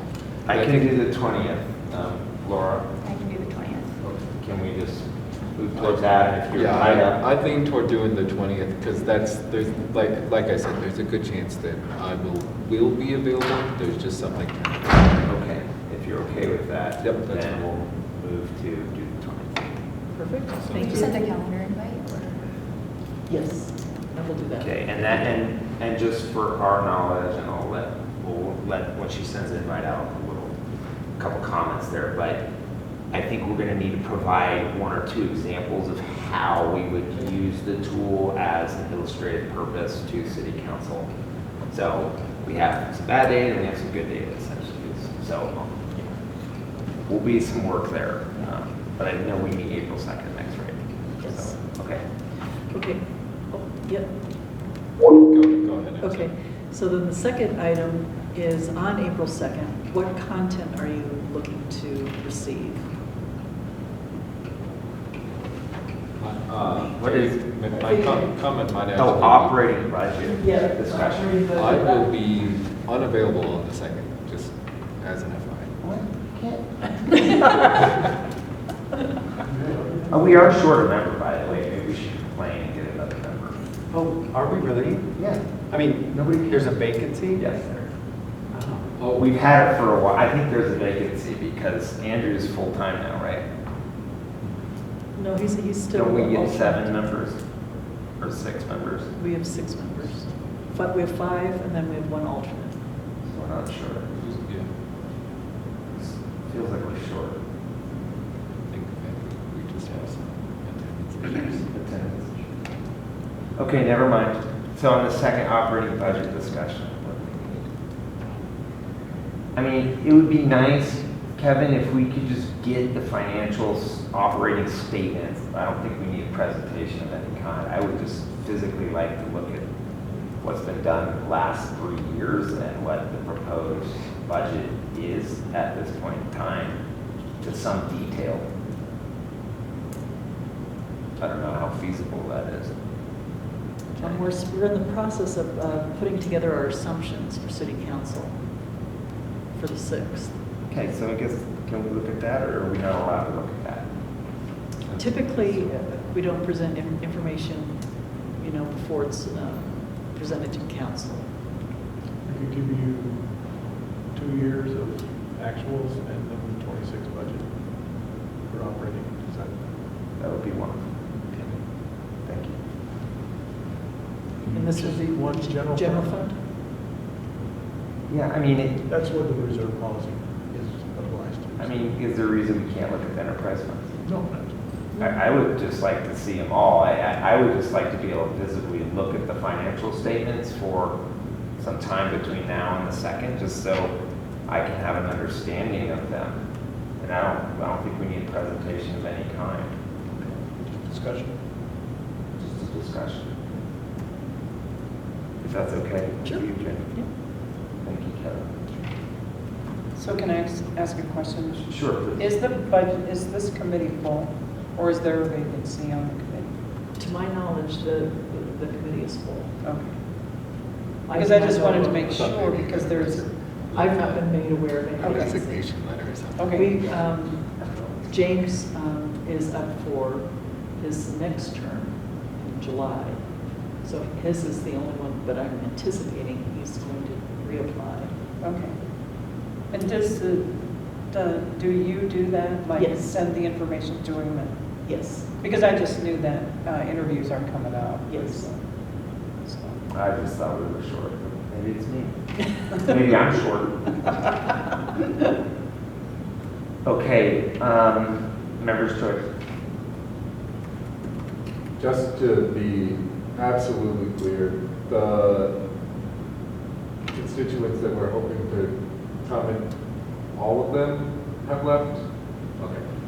Because if there were, I wanted to try and yield some of our members' choice time to them.